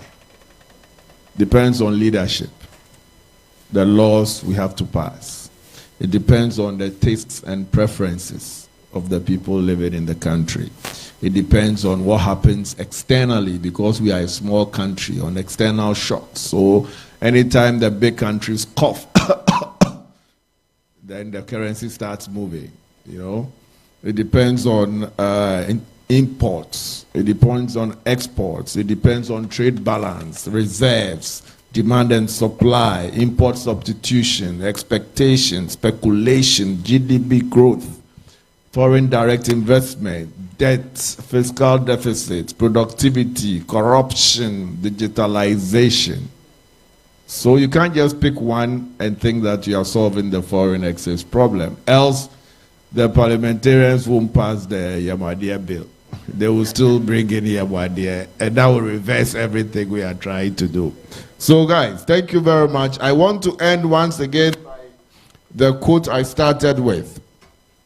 If economists want to be understood, and this goes to my brothers here, if economists want to be understood, let them use plain words and address those words less to politicians and more to everybody else. Politicians care about what voters think, especially voters in blocks, and not a shred about what we, the economists, think. Talking to politicians about economics is therefore not the best use of our time. The only way to make governments behave as if they were economically literate is to confront them with electorates that are. That, I hope, is being achieved by this particular interaction with yourselves. Thank you to the organizers, thank you to the panelists, and I hope the next session will be better than this one. Thank you very much.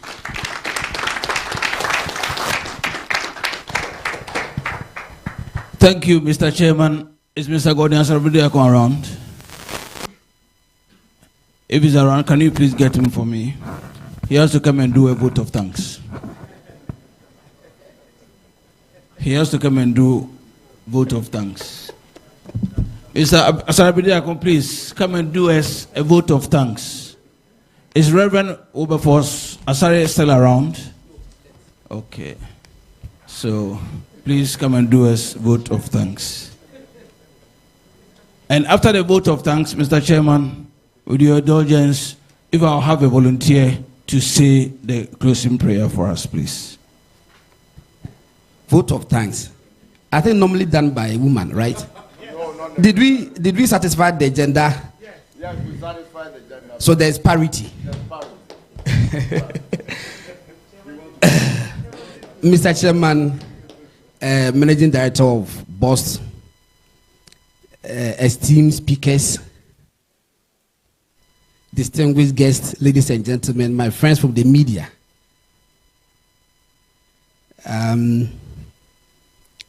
GJ Representative Gabi, it's a pleasure to be in the midst of people like you. I am humbled. Even before we closed, the feedback is enormous, and I'm motivated to go notches higher than what we are doing today. It is through the instrumentality of MD. In fact, the first time we had a discussion with him, he said, "How Ghanaian are you?" And MC, I set a trap. Unfortunately, you fell into it. Asked the coordinator, I said, "I want to tell MC that today he should put on African wear. If not, something may happen." And I said, "Okay, I won't tell him." And indeed, I didn't tell him as well. And unfortunately, you were cited. And I was also surprised that Dr. Donfe, Papa we pa bra branson wa ko school wa beta obobo 10-piece suit. Every time he comes to Africa where, but when it mattered most, when it mattered most, right? When it mattered most, so I think what we've done here today is a stepping stone to something else. I'm getting feedback from where powers be that they are listening, they are watching. And I would suggest that you put a paper together and then we can publish it as something coming from here. Then one day, posterity will smile at us. Once again, I thank you all for coming. I thank my team from ABC. I thank everybody. Niboy, thanks for coming. This is a gentleman I've admired from afar. I've never met him before. And I didn't know this program will bring us together today. Me, thanks a lot. I wish you well. And then my brother, Amwatin. Chairman, when I invited Amwatin and his name appeared on the flyer, I had a call from his Egusapenyi. The Egusapenyi said, Gordon, why are you being so wicked to me office? And I'm saying, Nampacho Ade. Was the professor this, Dr. this? Or no, well, your school. Adam said, Nana, you should be proud of him. You should be proud of him that in the midst of academics, he says he should come. Grandpa, so, Mr. Martin and the Bushapen, enough respect to you. You did us the honors. And then AGI representative, the initial flyer, AGI wasn't on the flyer. But we had a call from AGI. They said they wanted to partake in it. Your participation has been very fruitful. We thank you for coming. Dr. Bano, you were on an international assignment. You decided to come. And I'm sure tomorrow dawn, you go there again. As for Dr. Donfe, I've known him for at least 28 years or so. There was a day, we used to read, my father was a weird man. We used to read these animals, rodents at home, far away in Kumasi. There was a day he reminded me. I had even forgotten. And then, Prof, I didn't tell you. I'm a student at UPSC. So this is a disclosure now. Yes. And then today, I pay glowing tribute to Professor Atuku Wukain, and then my departed brother of Akwabena Kwachi. I'm sure a lot of you know him. He introduced me to broadcasting, and then Kwekuba taught me how to write, confirm, reaffirm, and verify, and then verify again. So that is why I'm here. So I'm most grateful for your coming. And next month, you may hear from us. Thank you very much. Thank you very much. We started with a prayer. We will close with a prayer. May I ask, who is a reverend on stage here? Who is a reverend amongst us? There's no reverend amongst us. Ah, thank you. And so, 10 reverend. Shall we be on our feet so we